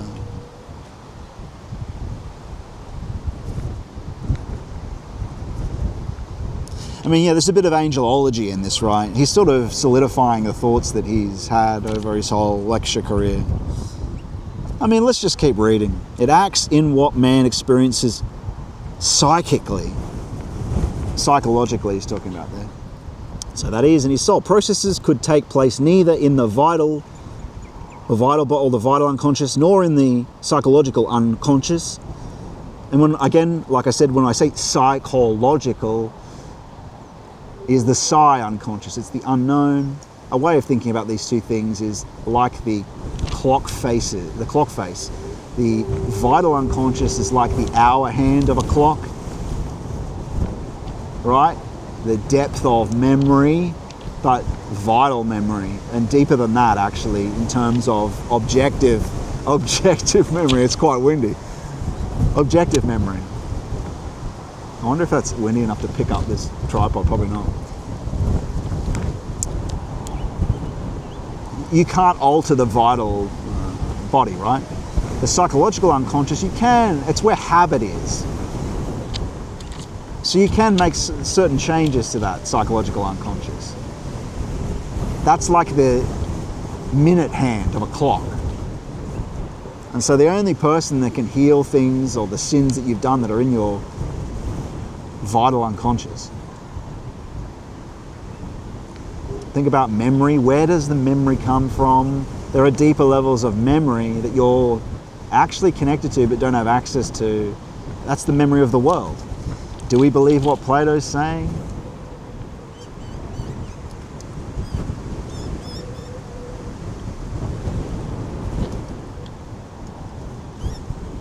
About remembering? Yeah, I think that's right.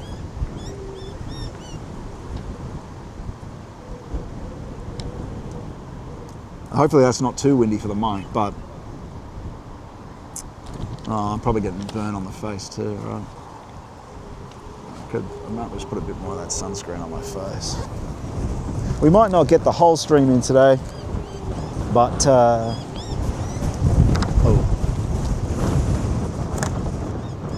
we'll keep going for a while. This is what happens when you're live, right? This is that's the whole point of doing these, is that sunscreen fails and he has to reapply. Ooh, now look at that. That sunburst. How good is that? The shitty sunscreen.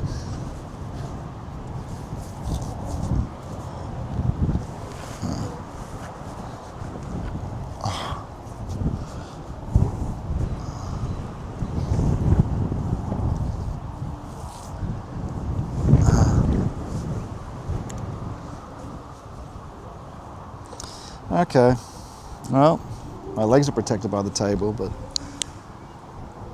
wow, that's so beautiful. How does it look here? Yeah, it's nice.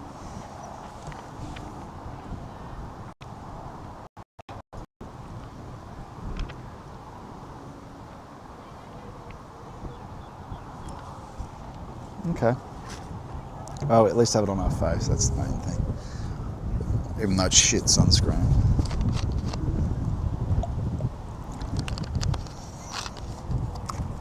Okay, where were we? Wow.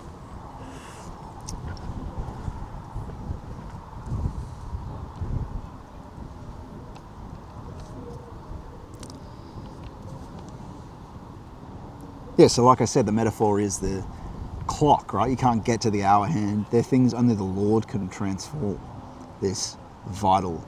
And think about it. Yeah, you don't just get to alter your vital forces, do you? You can damage them with physicality, but you don't just get to alter your vital forces with your psychology, with your will. If you had access to that, what damage could you do? And look what damage we do. Look what damage the Easterners do with their, as we see some walking into frame soon, they do with their kundalini. Bone marrow disease, heart issues, erectile dysfunction, permanent damage by their arbitrary, self-controlled breath and insanity. And so, ooh, it's got a sting to it.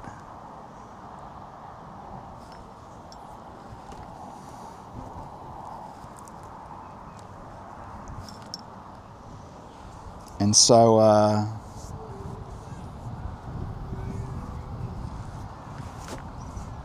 if that's enough to block it out.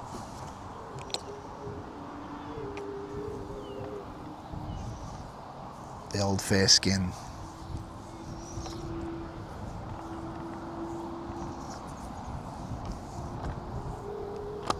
Okay.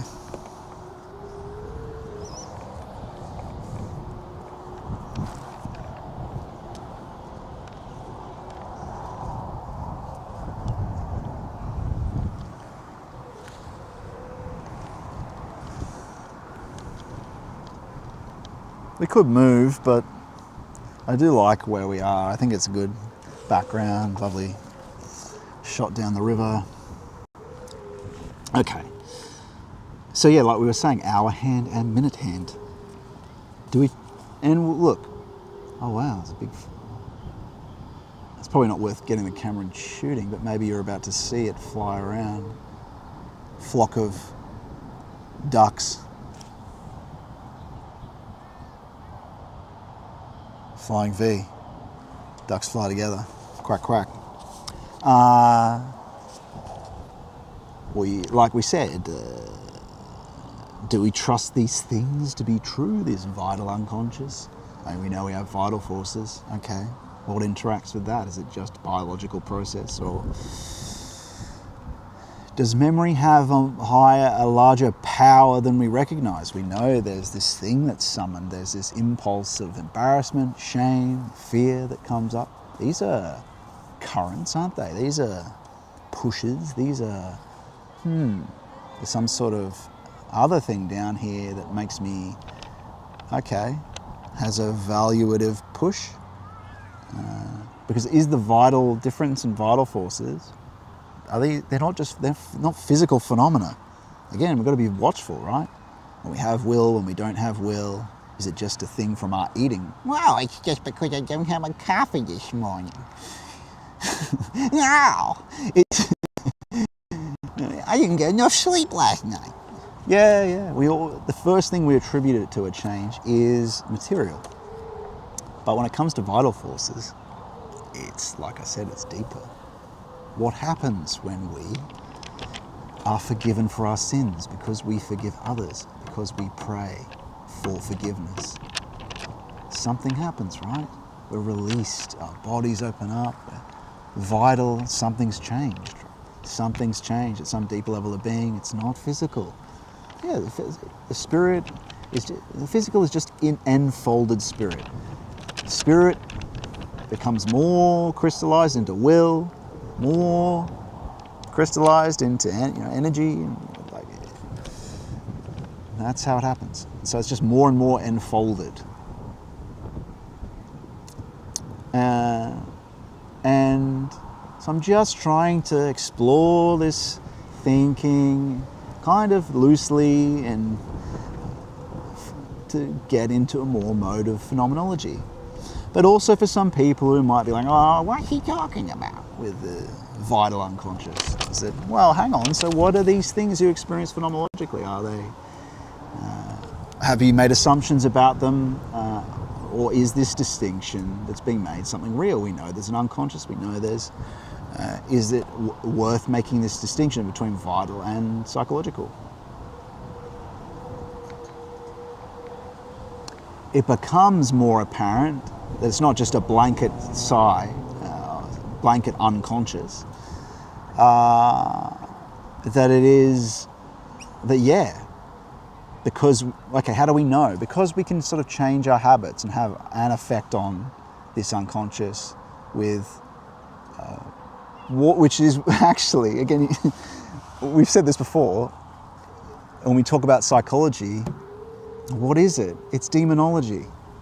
So you do your cognitive behavioral therapy and it has an effect on that lower level of, but what's going on here?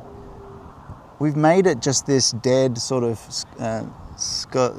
scholarly subject, right, over time. It's this familiar subject called psychology.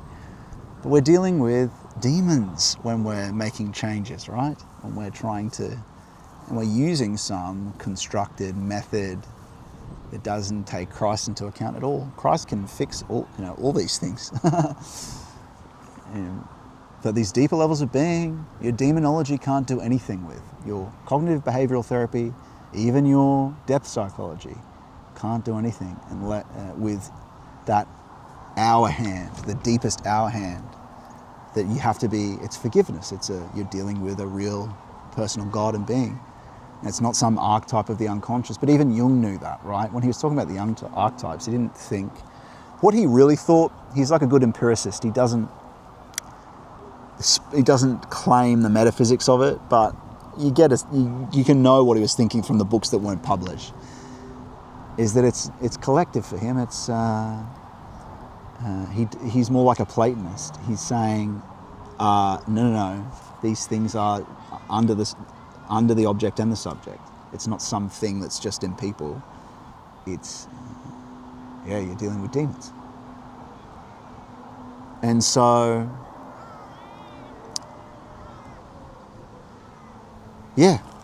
just bringing that up again. I keep bringing it up, but new people tune in and they go, what's he talking about? I don't know, these things I don't encounter them, but you actually do. And so I'm trying to link them analogously with, or even just connect them with symptoms or things that they actually do affect in our regular surface experience. Because what we're trying to do, the experience of the saints isn't an experience that is just normal everydayness.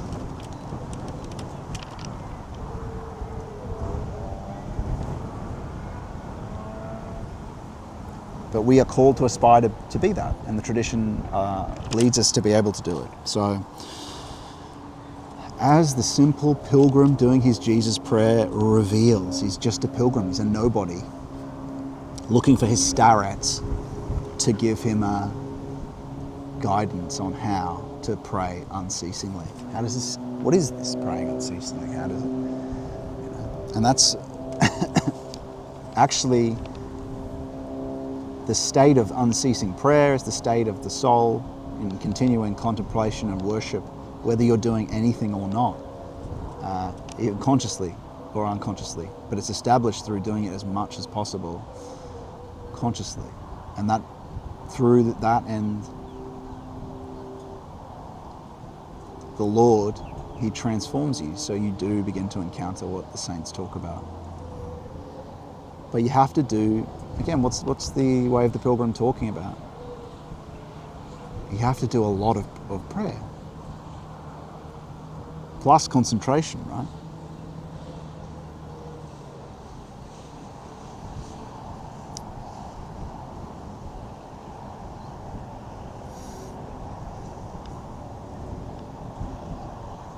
Then the miracles are encounterable, and it's possible for everyone, right? It's possible for everyone.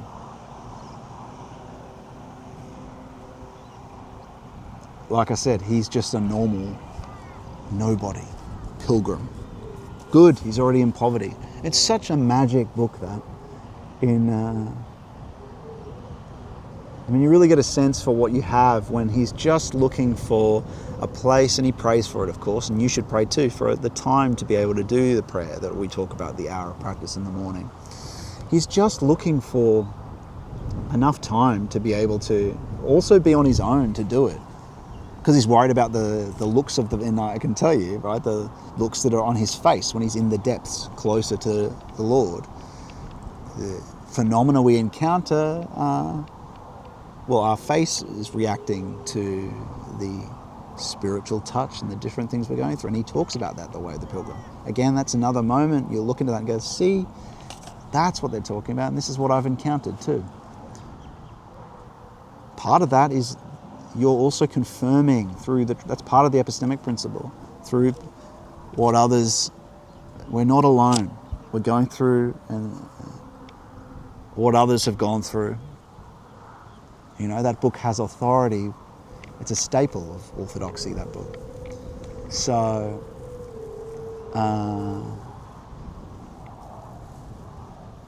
but yeah, it's so moving that he's just looking for scraps of bread, enough bread to survive while he does his Jesus prayer, while he does his depth practices. And so how much food do we have, abundance of food do we have? And then we're saying that we can't find this hour of time to worship. So he gives up everything, and the Lord provides for him. And he loses one thing and suffers these big setbacks and difficulties. At one point, his Philokalia book of the Blessed Church Fathers is stolen from him. And look at the access we have to the Philokalia, the Church Fathers can access it at any time. Such a cherished book for him. Just like the Bible. That's all he had. And when you spend that much time on it, Like, what a miracle that there is this philokalia. What a miracle that there are, that we can keep close to the heart. Because that is a very practical text, right? It's a guide for the depth life and what you encounter and temptations you encounter. What a miracle that he, I mean, we have access to it everywhere, but just to have that book by its side, he was just so desperate to have his own copy of it, and it's stolen from him, like I said, and then just to have the food to be able to do his practices. Of course, he's doing them most of the day, but we need only do, you'll want to do more later, but that hour in the morning.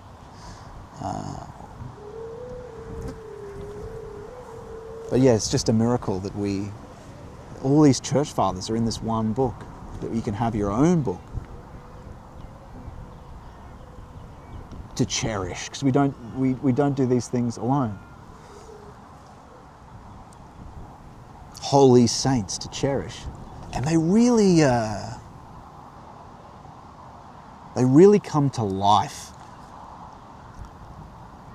The more you encounter and go into the depth of life, the more you begin to feel the Spirit, encounter the Spirit. It becomes a fact of your experience, and then you're not just reading about a history, you know that St. Paul lives now. But not as an abstraction, but because you felt some of it. Because with your icons you begin to slowly notice differences in what you're encountering of the Spirit, when you're praying to Mary, the Theotokos, when you're praying to Jesus, when you're praying to the Father, noticing differences, but also when you're venerating the icons, noticing differences, keeping your eye on that watchful eye, on that emotive zone. But also what becomes available being spiritual touch, right, which is kind of close to that area of where the emotive zone is. It's called spiritual touch because it's analogous to the immediacy of physical touch. It's like it. It is like it. That's what analogous means. It's like it. And you notice it. I've talked about this before. But, like I said, what a miracle. But what we were talking about was the coming to life, like we mentioned at the very start of the stream, the coming to life of the reality of the saints. First beginning in just its very...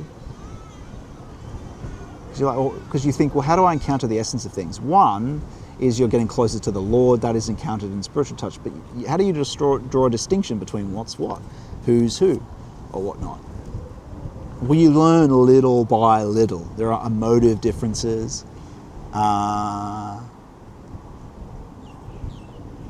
It's the heart, but of course it's a long road, right? But you are encountering, like I said, you develop more and more. It's almost like developing taste. Again, some people might make the error of thinking, it's just emotional. No.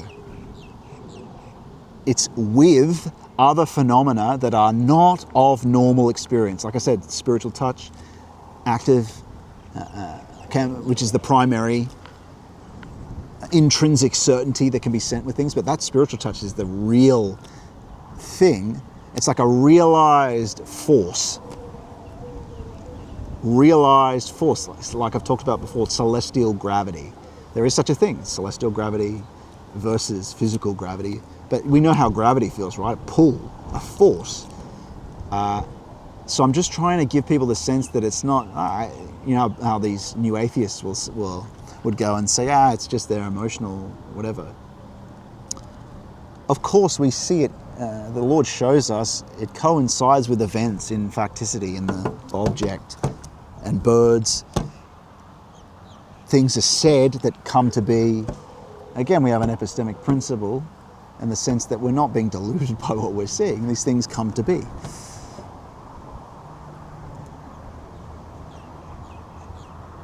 And so there's an encounter with we're watchful of the environment, we're watchful of this inner experience, we're watchful of our spiritual experience, these new faculties that we're becoming aware of. We're seeing a consilience, you know how our different senses give us certainty of this, that this iPhone's here, touch, smell, sight, hearing. It's the same thing with what we're talking about. But you might go, well, it's all in your mind. Of course, like I said, it's in the world too. Predictive of events, proving. Again, you have to come to love him first, of course, but he shows himself, greater things than these shall ye see, he says. It's true.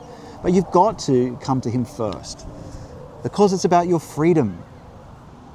Of course, the Father is uncreated, but the Lord is here in the creation. But if you're tied up with idols, as we are in modernity, right? As we are with our moral development, he doesn't force us to do. So he's not here. You don't see him, but he's involved in everything. But you can through your careful moral effort. Then, because it's about your freedom, you have to come to him, but also do the practices, properly value him, properly make him your center. He's trying to hint to you to do this, little hints, like birds, whatever it might be. But if he did it, if he appeared here physically, it'd be in a sense forcing for someone who's not religious or for someone who hasn't done moral development properly. It's in a sense that power, it's not the God of love, it's forcing you to, rather than hinting. This is why he would say, don't tell people of these miracles, right? Because he's the God of love. He wants you to come freely. He's not forcing you.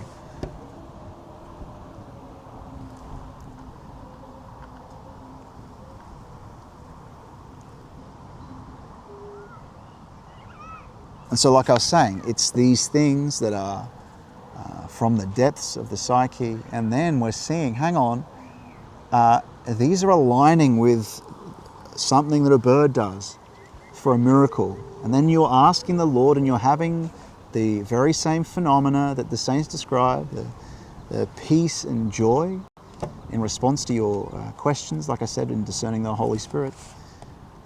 You're carefully checking that it aligns with what they're saying. You know it from your death experience what the Lord's peace is. It's not like regular peace, right? Deep peace.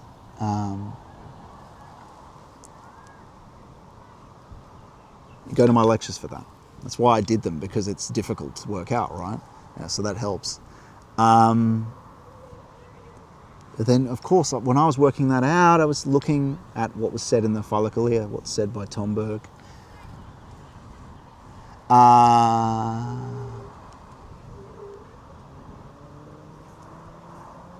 And you're seeing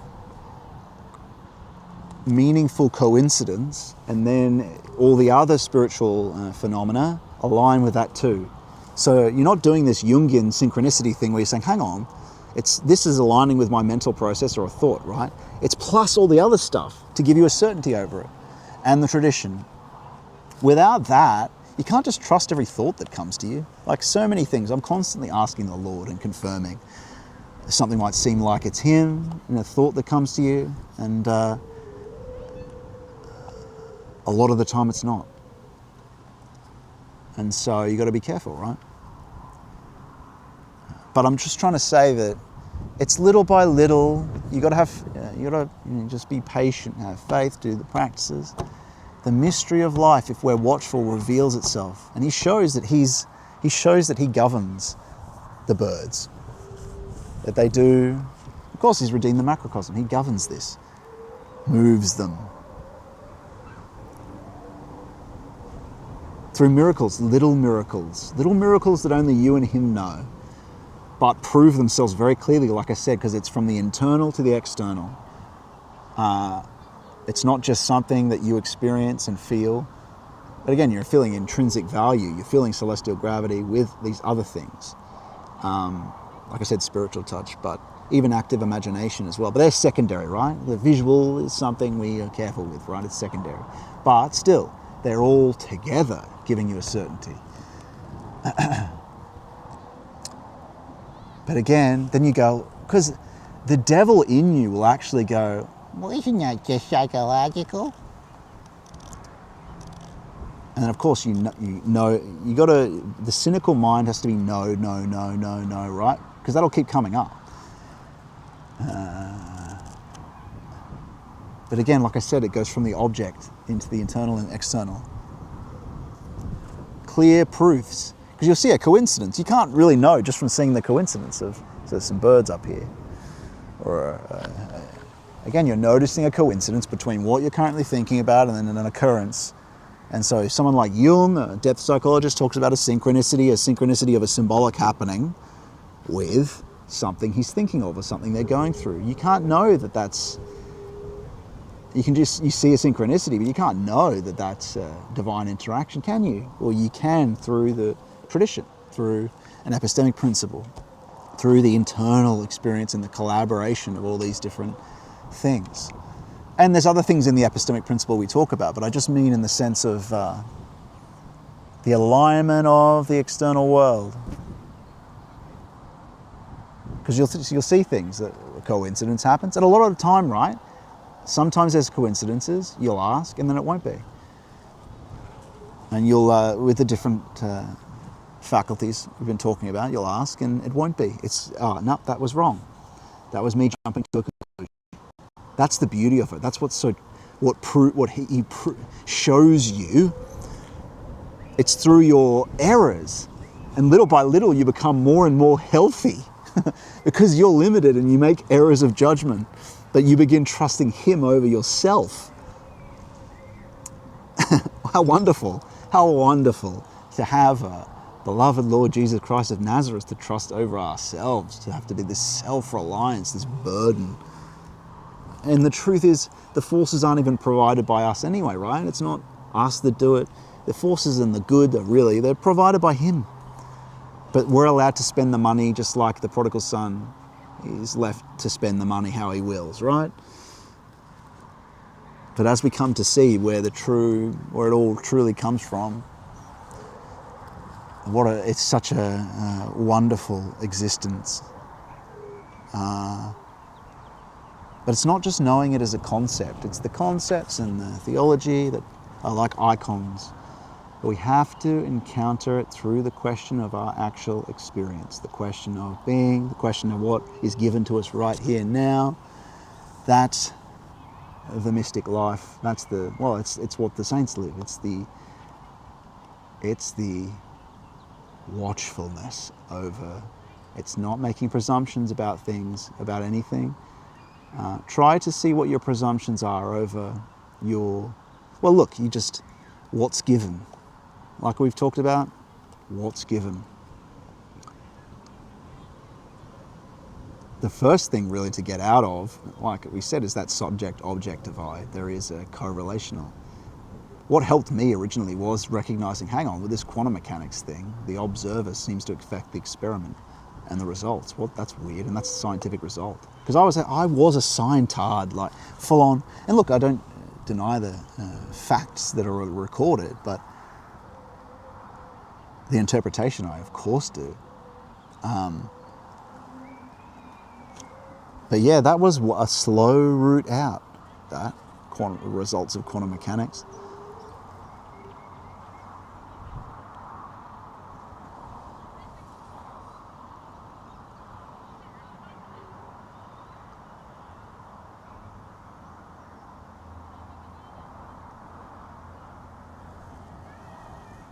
And you still see, like I said, and Steiner actually talks about this, is that you can access the depth aspect of everything more and more and more. You still see the appearance, the world, right? But you notice there are things like I've talked about before, when Jesus says, you've seen me and I'm also here, was it with the miracle? I can't remember the exact quote. You've seen me and I'm also in front of you.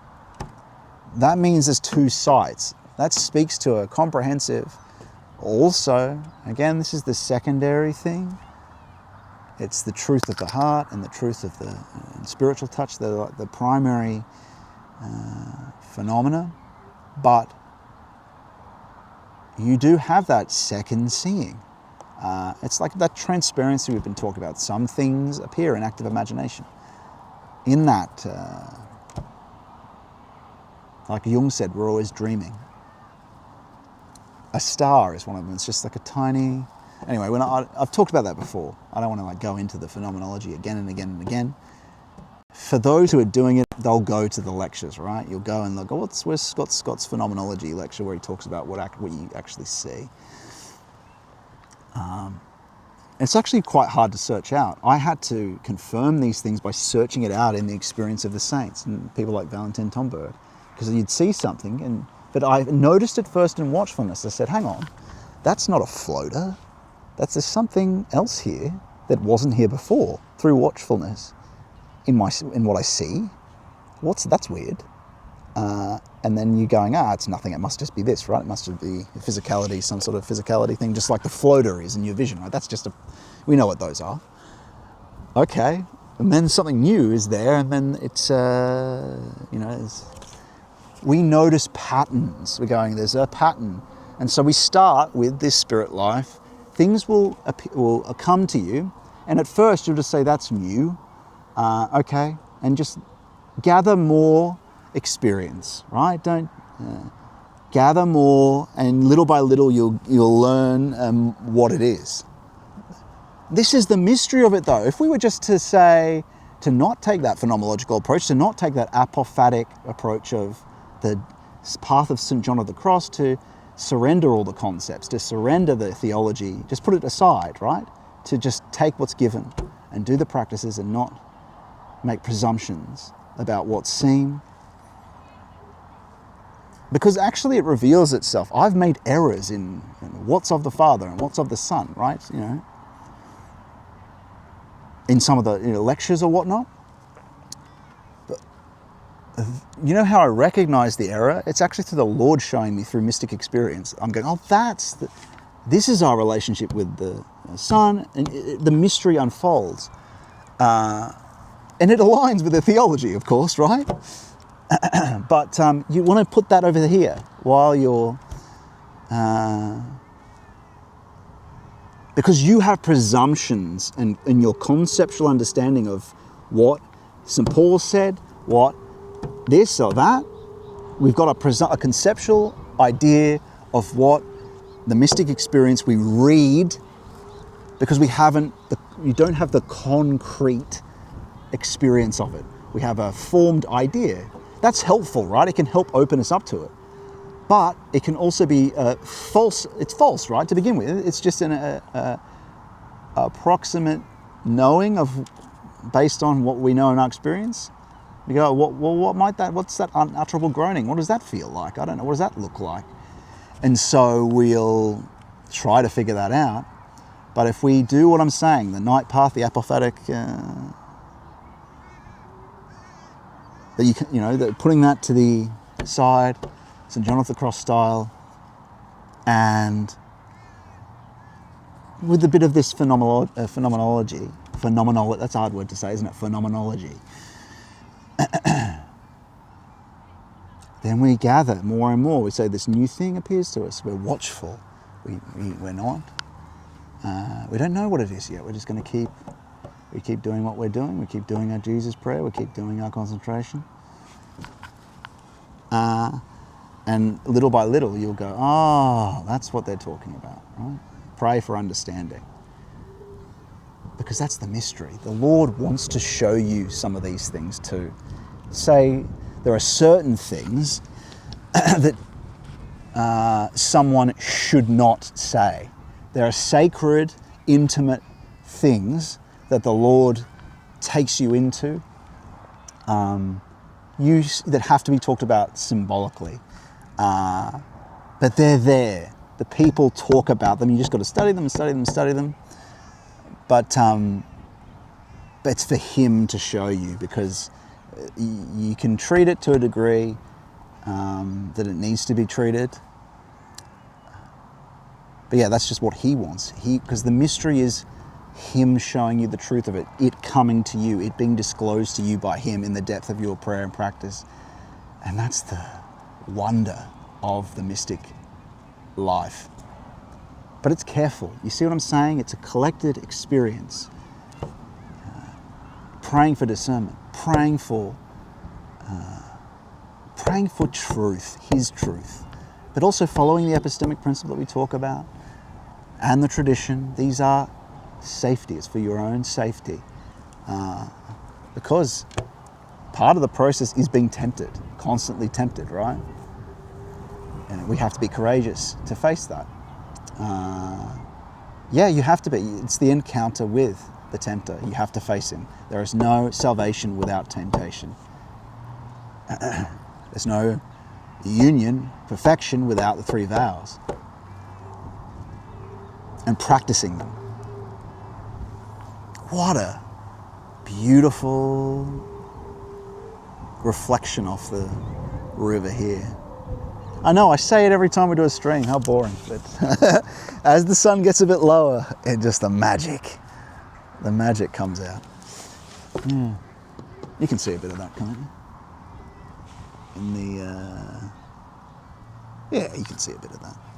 I think I'm about at your height. I could probably lift the height up of this a little bit so you can see a bit more. You can see what I see. Ooh, getting a bit rained on here. How are we looking there? See a bit more maybe? Yeah. Up here, you can see me. Hey friends! Oh, I don't think I ever turned the map on to where we are. Apologies.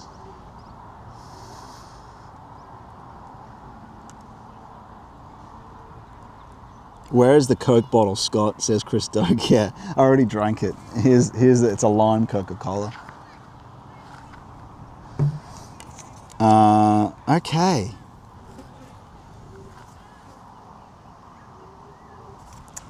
I won't get out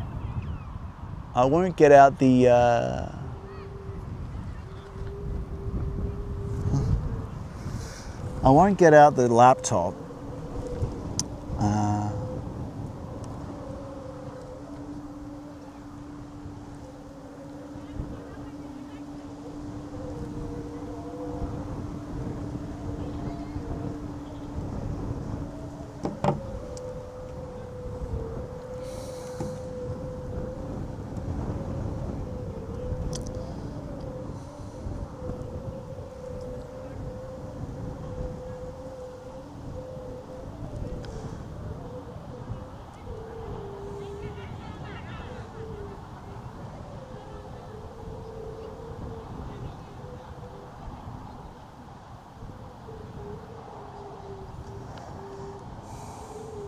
All right, I'm feeling a bit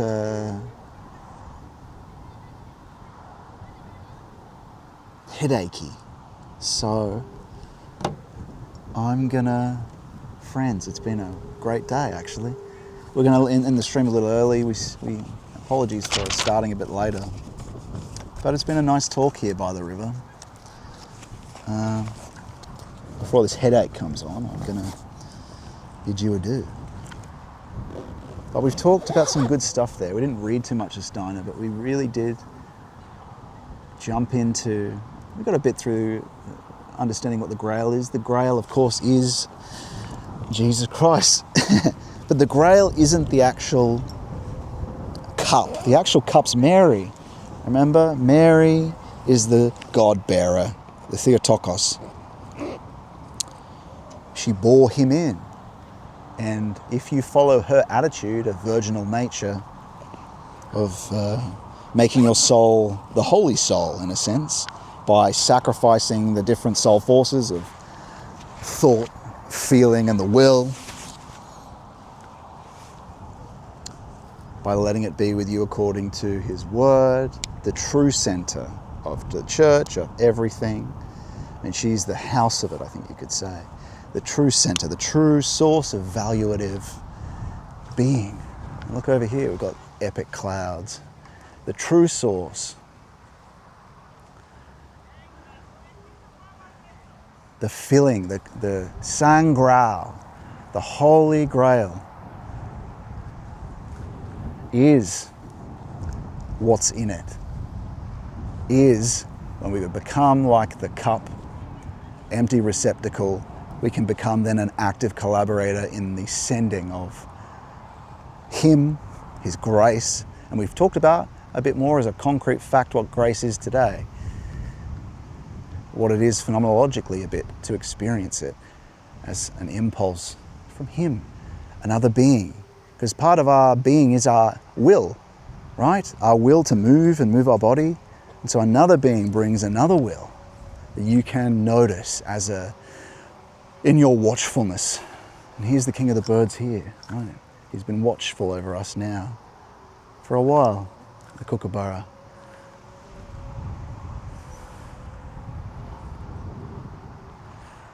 And so you can also find the Holy Grail, which is not the actual cup, but the cup leads there. The cup leads there. If you make the sacrifice of thought, feeling, and the will, of what's arbitrary in you. But none of us are perfect in these three oaths, this poverty, this obedience, and chastity. The Lord knows that. It's our effort in these moral elements, our slow movement, praying for His help all along the way.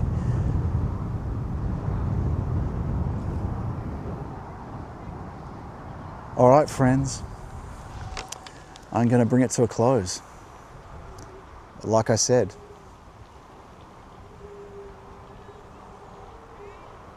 you can find the Grail. The Grail is encounterable in the depths of your being. What is the Grail, right? We said it's what is Mary? And so symbolically it's connected to being like Mary, the cup. But also, what is going to the ground of the unconscious? You're going into the cave, into quiet, into emptiness. That is your morning practice of poverty. Your morning concentration without effort in prayer is going into the cup. You're going into the Grail. It's empty at first. You're getting towards the 0 points, little by little, as you're being transformed in your feeling, thinking, and your will. The cup, the unconscious, is where the Grail is. Of course, he's the essence of the object too, though, like we've sort of talked about with the collaboration of the different spiritual senses and miracles.